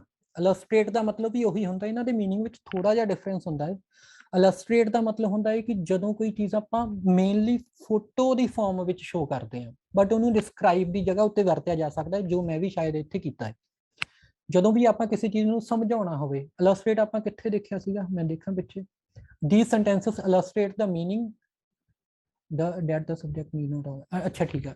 ਇਹਦੇ ਵਿੱਚ ਆਪਾਂ ਇਹ ਕਹਿਣਾ ਚਾਹੁੰਦੇ ਹਾਂ ਕਿ ਇਹ ਜਿਹੜੇ ਆਪਣੇ 4 sentences ਨੇ ਉਹ ਇਹ ਸ਼ੋ ਕਰਦੇ ਨੇ, ਉਹ ਇਹ ਦਿਖਾਉਂਦੇ ਨੇ that the subject need not always come at the beginning of the sentence। illustrate ਮਤਲਬ ਦਿਖਾਉਣਾ। ਠੀਕ ਹੈ, ਹੋਪਫੁਲੀ ਕਲੀਅਰ ਹੋ ਗਿਆ ਹੋਵੇਗਾ। ਹਾਂਜੀ, ਤੁਸੀਂ ਗੁਰਸੇਵਕ ਸਿੰਘ ਕਹਿ ਰਹੇ ਨੇ ਕਿ ਮੈਂ ਕੱਲ ਇੱਕ ਵੀਡੀਓ ਦੇਖੀ ਸੀਗੀ YouTube ਉੱਤੇ, ਉਹਦੇ ਵਿੱਚ ਪਰਸਨ ਨੇ ਕਿਹਾ ਸੀਗਾ ਕਿ ਜਿਹੜਾ ਸਬਜੈਕਟ ਆਪਣਾ ਹੈਗਾ ਏ ਉਹ ਕੁਝ ਵੀ ਹੋ ਸਕਦਾ ਹੈ। ਉਹ ਹੀ ਵੀ ਹੋ ਸਕਦਾ, ਸ਼ੀ ਵੀ ਹੋ ਸਕਦਾ, ਸਪੀਕਿੰਗ ਵੀ ਹੋ ਸਕਦਾ ਹੈ। ਇਹ ਸਾਰੀਆਂ ਚੀਜ਼ਾਂ ਸਬਜੈਕਟ ਹੋ ਸਕਦਾ ਹੈ। ਜੋ ਤੁਸੀਂ ਸ਼ੀ, ਇਟ, ਹੀ ਕਿਹਾ, ਇਹ ਸਾਰੇ ਪ੍ਰੋਨਾਊਨ ਨੇ। ਮੈਂ ਉਹੀ ਚੀਜ਼ ਕਿਹਾ, ਜਾਂ ਤਾਂ ਸਬਜੈਕਟ ਨਾਊਨ ਹੋਊਗਾ ਜਾਂ ਉਹ ਪ੍ਰੋਨਾਊਨ ਹੋਊਗਾ। ਜਿੱਥੋਂ ਤੱਕ ਸਪੀਕਿੰਗ ਦੀ ਗੱਲ ਆ, ਹੁਣ ਸਪੀਕਿੰਗ 2 ਤਰੀਕਿਆਂ ਨਾਲ ਵਰਤਿਆ ਜਾ ਸਕਦਾ। ਇੱਕ ਤਾਂ ਵਰਬ ਦੇ ਤੌਰ ਉੱਤੇ, ਜਿਵੇਂ ਮੈਂ ਕਹਾਂ ਆਈ ਐਮ ਸਪੀਕਿੰਗ, ਤਾਂ ਮੈਂ ਕੀ ਕਰ ਰਿਹਾ? ਮੈਂ ਬੋਲ ਰਿਹਾ। ਠੀਕ ਹੈ, ਉੱਥੇ ਸਪੀਕਿੰਗ ਵਰਬ ਹੈ। ਪਰ ਜੇ ਮੈਂ ਕਹਾਂ speaking, too much speaking is not good for us, ਬਹੁਤ ਜ਼ਿਆਦਾ ਬੋਲਣਾ ਸਾਡੇ ਲਈ ਚੰਗਾ ਨਹੀਂ ਹੈ, ਇੱਥੇ ਸਪੀਕਿੰਗ ਨਾਊਨ ਦੇ ਤੌਰ ਉੱਤੇ ਵਰਤਿਆ ਗਿਆ ਹੈ, ਤੇ ਇਸ ਨਾਊਨ ਨੂੰ ਆਪਾਂ ਜੈਰੈਂਡ ਕਵਾਂਗੇ। ਇਹਦੇ ਬਾਰੇ ਪੂਰਾ ਚੈਪਟਰ ਹੈਗਾ, ਮੈਂ ਤੁਹਾਨੂੰ ਕਲੈਰੀਫਾਈ ਕਰੂੰਗਾ ਜਿਵੇਂ ਜਿਵੇਂ ਆਪਾਂ ਅੱਗੇ ਜਾਵਾਂਗੇ। ਇਹ ਚੀਜ਼ਾਂ ਤੁਹਾਡੀਆਂ ਸਾਰੀਆਂ ਕਲੀਅਰ ਹੋਣਗੀਆਂ। ਮੈਂ ਪੂਰੀ ਗ੍ਰਾਮਰ ਕਰਵਾ ਰਿਹਾ, ਮੈਂ ਸਿਰਫ ਇੱਕ ਅੱਧੀ ਚੀਜ਼ ਨਹੀਂ ਕਰਵਾਉਂਗਾ ਤੁਹਾਨੂੰ। ਤਾਂ ਇਹ ਜਿਹੜਾ ਸਪੀਕਿੰਗ ਦਾ ਜਿਵੇਂ ਤੁਸੀਂ ਐਗਜ਼ਾਮਪਲ ਦਿੱਤਾ ਹੈ ਨਾ, ਇਹ ਵੀ ਨਾਊਨ ਹੀ ਹੈ, ਪਰ ਜੇ ਇਸ ਨੂੰ ਨਾਊਨ ਦੇ ਤੌਰ ਉੱਤੇ ਵਰਤਿਆ ਜਾਵੇ। ਠੀਕ ਆ, ਜਿਵੇਂ ਆਪਾਂ ਕਹੀਏ ਮੈਂ ਬੋਲ ਰਿਹਾ, ਆਈ ਐਮ ਸਪੀਕਿੰਗ, ਇੱਥੇ ਬੋਲ ਰਿਹਾ ਮਤਲਬ ਕੀ ਹੈ? ਵਰਬ ਹੈ। ਮੈਂ ਕੀ ਕਰ ਰਿਹਾ? ਮੈਂ ਬੋਲ ਰਿਹਾ। ਪਰ ਜੇ ਮੈਂ ਕਹਾਂ ਬੋਲਣਾ, ਬਹੁਤ ਬੋਲਣਾ ਸਾਡੇ ਲਈ ਚੰਗਾ ਨਹੀਂ ਹੁੰਦਾ, ਹੁਣ ਇੱਥੇ ਜੋ ਮੈਂ ਬੋਲਣਾ ਵਰਤਿਆ ਹੈ ਉਹ ਨਾਊਨ ਹੈ। ਤਾਂ ਇੱਥੇ ਜਿਵੇਂ ਤੁਸੀਂ ਸਪੀਕਿੰਗ ਦੀ ਗੱਲ ਕੀਤੀ ਆ, ਉਹ ਨਾਊਨ ਦੇ ਤੌਰ ਉੱਤੇ ਵਰਤਿਆ ਗਿਆ ਹੋਵੇਗਾ, ਤਾਂ ਹੀ ਉਹ ਸਬਜੈਕਟ ਹੋ ਸਕਦਾ ਹੈ, ਨਹੀਂ ਤਾਂ ਉਹ ਵਰਬ ਹੋਵੇਗਾ। ਠੀਕ ਹੈ ਜੀ, ਹੋਪਫੁਲੀ ਤੁਹਾਨੂੰ ਵੀ ਇਹ ਡਾਊਟ ਜਿਹੜੀ ਹੈਗੀ ਆ ਇਹ ਕਲੈਰੀਫਾਈ ਹੋਗੀ ਕਲੀਅਰ। ਉਹਨਾਂ ਨੇ ਕਹਿਤਾ ਕਿ ਹਾਂਜੀ ਓਕੇ, ਡਾਊਟ ਕਲੀਅਰ ਆ। ਹੁਣ ਮੇਰੀ ਇੱਕ ਸਟੂਡੈਂਟ ਨੇ ਮੇਰੇ ਤੋਂ ਪੁੱਛਿਆ ਸੀਗਾ ਕਿ ਜਿਹੜੇ ਪੈਸਿਵ ਸੈਂਟੈਂਸਸ ਹੁੰਦੇ ਨੇ ਉਹਨਾਂ ਵਿੱਚ ਸਬਜੈਕਟ ਤੇ ਆਬਜੈਕਟ ਇੱਕ ਦੂਸਰੇ ਦੀ ਥਾਂ ਤੇ ਲਿਖੇ ਜਾਂਦੇ ਨੇ, ਕਿ ਆਬਜੈਕਟ ਜਿਹੜਾ ਹੈਗਾ, ਸਬਜੈਕਟ ਜਿਹੜਾ ਉਹ ਐਂਡ ਉੱਤੇ ਲਿਖਿਆ ਜਾਂਦਾ ਹੈ, ਆਬਜੈਕਟ ਮੂਰੇ ਲਿਖਿਆ ਜਾਂਦਾ। ਬਟ ਇਹ ਅਜਿਹਾ ਨਹੀਂ ਹੁੰਦਾ, ਕਿਉਂਕਿ ਜਦੋਂ ਆਪਾਂ ਆਬਜੈਕਟ ਨੂੰ ਸਬਜੈਕਟ ਦੀ ਤੌਰ ਉੱਤੇ ਲਿਖਦੇ ਹਾਂ, ਸਬਜੈਕਟ ਦੀ ਜਗ੍ਹਾ ਉੱਤੇ ਲਿਖਦੇ ਹਾਂ, ਤਾਂ ਉਹ ਸਬਜੈਕਟ ਹੀ ਹੋ ਜਾਂਦਾ ਹੈ। ਜਿਵੇਂ ਮੈਂ ਤੁਹਾਨੂੰ ਇੱਕ ਛੋਟਾ ਜਿਹਾ ਜਲਦੀ ਐਗਜ਼ਾਮਪਲ ਦਿੰਦਾ, ਆਪਣੇ ਕੋਲ 2 ਮਿੰਟ ਹੀ ਰਹਿ ਗਏ ਨੇ। ਇੱਕ ਚੀਜ਼ ਮੈਂ ਤੁਹਾਨੂੰ ਦੱਸਦਾ ਜੋ ਜ਼ਰੂਰੀ ਆ, ਮੈਂ ਤੁਹਾਨੂੰ ਐਕਸਰਸਾਈਜ਼ ਸੈਂਡ ਕਰੂੰਗਾ ਜੋ ਤੁਸੀਂ ਕਰਨੀਆਂ ਨੇ। ਮੈਂ ਇਹ PDF ਫਾਈਲ ਪੂਰੀ ਤੁਹਾਨੂੰ ਸੈਂਡ ਕਰੂੰਗਾ, ਤੁਸੀਂ ਉਹ ਨੋਟਸ ਕੋਈ ਨਹੀਂ ਲਏ ਤਾਂ ਤੁਸੀਂ ਦੁਬਾਰਾ ਪੜ੍ਹ ਵੀ ਸਕਦੇ ਆ ਸਾਰੀਆਂ ਚੀਜ਼ਾਂ ਜੋ ਮੈਂ ਤੁਹਾਨੂੰ ਪੜ੍ਹਾਈਆਂ ਨੇ। ਤਾਂ ਇਹ ਐਕਸਰਸਾਈਜ਼ਸ ਨੇ ਕੁਝ, ਉਹ ਵੀ ਤੁਸੀਂ ਘਰੋਂ ਕਰਨੀਆਂ ਨੇ। ਅਜਿਹਾ ਨਹੀਂ ਹੈਗਾ ਕਿ ਸਿਰਫ ਮੈਂ ਪੜ੍ਹਾਉਂਗਾ ਤੁਸੀਂ ਸੁਣੋਗੇ ਤੇ ਚਲੋ ਬਈ ਹੋ ਗਈ ਗ੍ਰਾਮਰ ਦੀ ਕਲਾਸ। ਤੁਹਾਨੂੰ ਵੀ ਮਿਹਨਤ ਕਰਨੀ ਪਊਗੀ, ਕਿਉਂਕਿ ਗ੍ਰਾਮਰ ਅਜਿਹਾ ਸਬਜੈਕਟ ਹੈ ਜਿਸ ਦੇ ਵਿੱਚ ਆਪਾਂ ਨੂੰ ਪ੍ਰੈਕਟਿਸ ਕਰਨੀ ਪਊਗੀ ਤਾਂ ਹੀ ਆਪਾਂ ਸਿੱਖ ਪਾਵਾਂਗੇ। ਮੈਥ ਵਾਲਾ ਹਿਸਾਬ ਕਿਤਾਬ ਆ, ਜਿੰਨੇ ਤੁਸੀਂ ਸਵਾਲ ਜ਼ਿਆਦਾ ਸੋਲਵ ਕਰੋਗੇ ਉਹਨਾਂ ਤੁਸੀਂ ਸਿੱਖੋਗੇ। ਇਹਦੇ ਵਿੱਚ ਵੀ ਉਹੀ ਆ, ਜਿੰਨੀਆਂ ਤੁਸੀਂ ਐਕਸਰਸਾਈਜ਼ਸ ਜ਼ਿਆਦਾ ਸੋਲਵ ਕਰੋਗੇ, ਆਨਸਰ ਲਿਖੋਗੇ, ਉਨਾ ਹੀ ਤੁਸੀਂ ਵਧੀਆ ਸਿੱਖੋਗੇ। ਅਰਜੁਨ ਆਪਣੀ ਜਿਹੜੀ ਡਾਊਟ ਹੈਗੀ ਆ ਉਸਨੂੰ ਨਾ ਪਲੀਜ਼ ਚੈਟ ਵਿੱਚ ਲਿਖ ਦਿਓ ਤਾਂ ਕਿ ਮੈਂ ਪੜ੍ਹ ਕੇ ਕਲੈਰੀਫਾਈ ਕਰ ਸਕਾਂ। ਫਿਲਹਾਲ ਮੈਂ ਆ ਛੋਟੀ ਜਿਹੀ ਜਿਹੜੀ ਚੀਜ਼ ਹੈਗੀ ਹੈ ਇਹਦੇ ਬਾਰੇ ਮੈਂ ਤੁਹਾਨੂੰ ਦੱਸ ਦੇਵਾਂ। ਜਿਵੇਂ ਇੱਕ ਸੈਂਟੈਂਸ ਹੋ ਗਿਆ, ਅਰਜੁਨ ਦਾ ਹੀ ਆਪਾਂ ਐਗਜ਼ਾਮਪਲ ਲੈ ਲੈਂਦੇ। ਅਰਜੁਨ ਇਸ ਆਸਕਿੰਗ ਏ ਡਾਊਟ। ਅਰਜੁਨ ਕੀ ਕਰ ਰਿਹਾ ਹੈ, ਲਿਖਿਆ ਨਹੀਂ ਗਿਆ, ਏ ਡਾਊਟ। ਅਰਜੁਨ ਕੀ ਕਰ ਰਿਹਾ, ਇੱਕ ਡਾਊਟ ਪੁੱਛ ਰਿਹਾ ਹੈ। ਇਹਦੇ ਵਿੱਚ ਅਰਜੁਨ ਆਪਣਾ ਸਬਜੈਕਟ ਆ, ਇਸ ਆਸਕਿੰਗ ਆਪਣਾ ਵਰਬ ਆ, ਇਹ ਡਾਊਟ ਕੀ ਆਪਣਾ ਆਬਜੈਕਟ ਆ। ਹੁਣ ਜੇ ਮੈਂ ਇਸ ਨੂੰ ਪੈਸਿਵ ਫਾਰਮ ਵਿੱਚ ਲਿਖਣਾ ਹੋਵੇ, ਮੈਂ ਕਿਵੇਂ ਲਿਖਾਂਗਾ, ਇਹ ਡਾਊਟ, ਸੋ ਸੌਰੀ, ਇਹ doubt is being asked by Arjun. ਹੁਣ ਇੱਥੇ ਕੀ ਹੋਇਆ, ਇਹ ਡਾਊਟ ਜੋ ਆਪਣਾ ਆਬਜੈਕਟ ਸੀਗਾ ਉਹ ਸਬਜੈਕਟ ਹੋ ਗਿਆ, ਇਸ ਬੀਇੰਗ ਆਸਕਡ ਆਪਣਾ ਵਰਬ ਹੋ ਗਿਆ ਤੇ ਅਰਜੁਨ ਜਿਹੜਾ ਸੀ ਉਹ ਆਪਣਾ ਆਬਜੈਕਟ ਹੋ ਗਿਆ। ਸੋ ਆਪਾਂ ਇਹ ਨਹੀਂ ਕਹਿ ਸਕਦੇ ਕਿ ਪੈਸਿਵ ਸੈਂਟੈਂਸਸ ਵਿੱਚ ਆਬਜੈਕਟ ਮੂਰੇ ਲਿਖੇ ਜਾਂਦੇ ਆ, ਸਬਜੈਕਟ ਪਿੱਛੇ ਲਿਖੇ ਜਾਂਦੇ ਆ। ਆਪਣਾ ਟਾਈਮ 1 ਮਿੰਟ ਤੋਂ ਘੱਟ ਰਹਿ ਗਿਆ, ਬਾਈ ਚਾਂਸ ਜੇ ਮੀਟਿੰਗ ਐਂਡ ਹੋ ਜਾਂਦੀ ਆ ਤਾਂ ਕੋਈ ਰਿਮੇਨਿੰਗ ਡਾਊਟ ਤੁਸੀਂ ਮੇਰੇ ਤੋਂ WhatsApp ਉੱਤੇ ਪੁੱਛ ਸਕਦੇ ਹੋ। ਕੱਲ ਤੋਂ ਕੋਸ਼ਿਸ਼ ਕਰਾਂਗੇ ਕਿ ਲਗਾਤਾਰ ਆਪਾਂ ਲੈਕਚਰ ਲਗਾ ਸਕੀਏ। ਫਿਲਹਾਲ ਲਈ ਥੈਂਕ ਯੂ। ਹੋਪਫੁਲੀ ਸਾਰੀਆਂ ਚੀਜ਼ਾਂ ਤੁਹਾਨੂੰ ਸਮਝ ਆ ਗਈਆਂ ਹੋਣਗੀਆਂ। ਮੈਂ ਤੁਹਾਨੂੰ PDF ਸੈਂਡ ਕਰ ਦੂੰਗਾ।